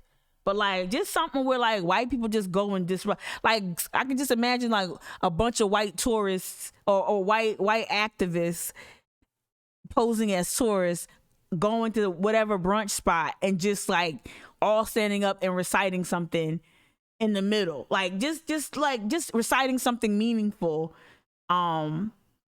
about what it's like to live in Charleston. I'd love to see like little pop-ups of that. People always like want to go to a rally and whatnot, but I think that a lot of people are risk averse, which is getting on my nerves.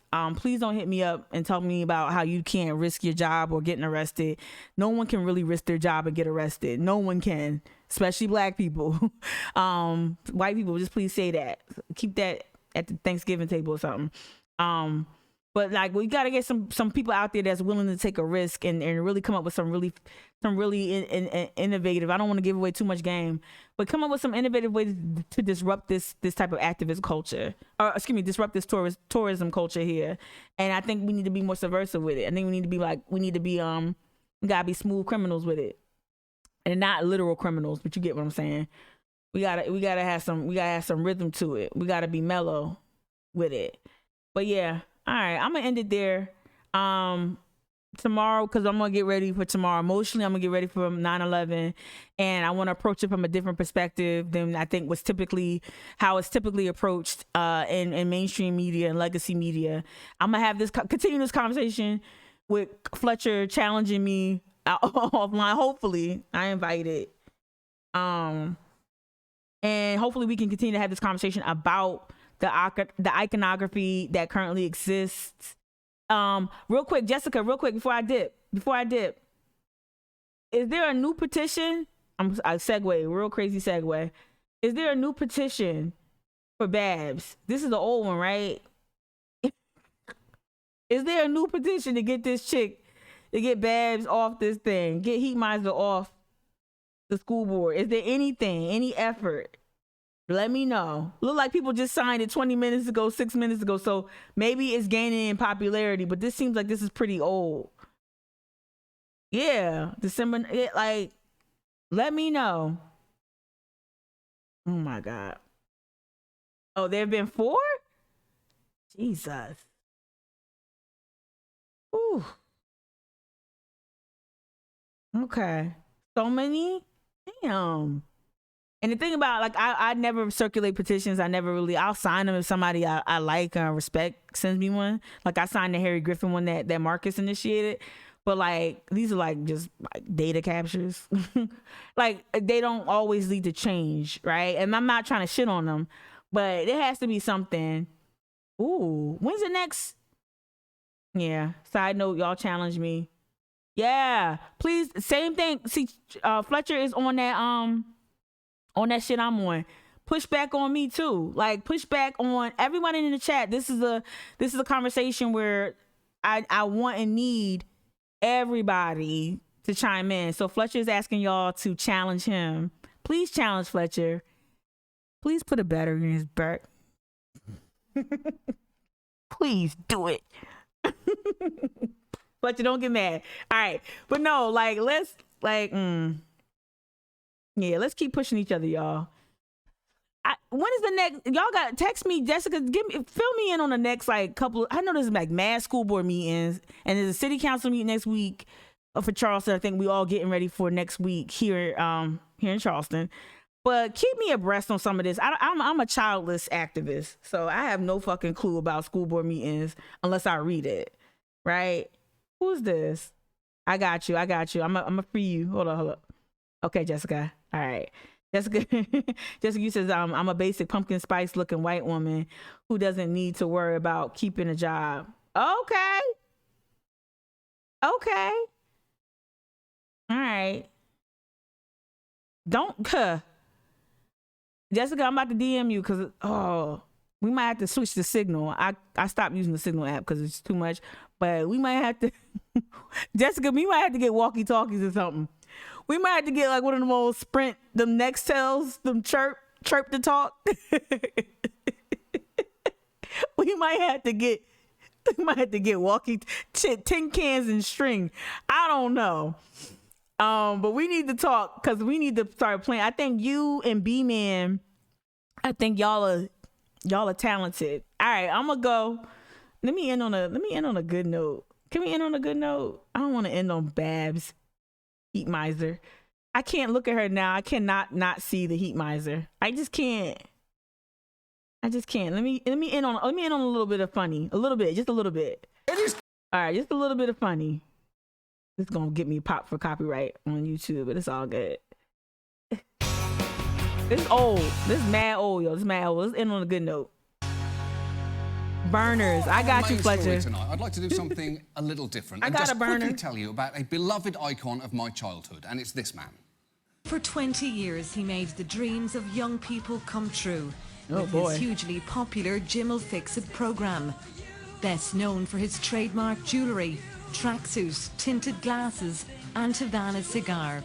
Now, I know it's hard to believe, but that bizarre-looking man, Jimmy Savile, was a national hero.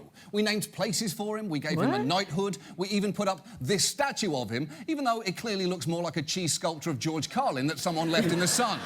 Now, he had a show called Jim'll Fix It, where he basically granted wishes. And like many British kids, I actually wrote to him. I asked him to make me the mascot for Liverpool Football Club, and he never wrote back, which I'm actually glad about, because after he died, Britain began to find out who he really was, and the truth was horrific.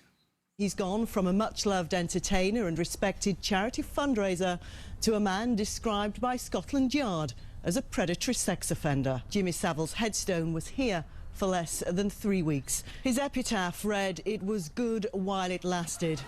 Oh, that is an unsettling thing to have written on his gravestone, although, to be fair, nearly every famous epitaph would sound horrifying written on a sex offender's gravestone, from Dean Martin's "Everybody Loves Somebody Sometime" to Rodney Dangerfield's "There Goes the Neighbourhood." You know, funny, but if he'd been a sex offender, not so much. The point is, Savile's headstone was taken down, as was that sign and that creepy statue, because once we found out that he was a monster, we accepted it was no longer appropriate to publicly glorify him. Which actually brings us to our main story tonight, the Confederacy. America's tracksuit sex offender. Now, in recent years, there has been a robust debate over Confederate symbols, from flags being taken down to statues being removed, to the white nationalist rallies in Charlottesville, both the one that ended in violence in August and another one that happened just last night. So, as this debate is clearly not going away, we wanted to take a look at some of the arguments, because you don't have to look hard to find people very upset at the idea of Confederate statues being taken away. You can't change history. You can't pick and choose what you decide is history. I think I'll just leave them alone and leave them where they are, you know. They're part of history. I just don't think we can erase our history. It may not represent the best idea that anybody ever came up with, but nevertheless, it's part of our history, and I think it should stay there. You know what, I'll give him this. He is right that the Confederacy and everything that came with it is, to put it mildly, not the best idea anybody ever came up with, because that, of course, is making grilled cheese on a toaster turned sideways. Ooh. That is a billion-dollar idea that is also completely worthless. That's the good note, Michelle. I just wanted to laugh at this. You know, the Confederacy is real. It causes real pain. I always tell y'all about representational violence, like not just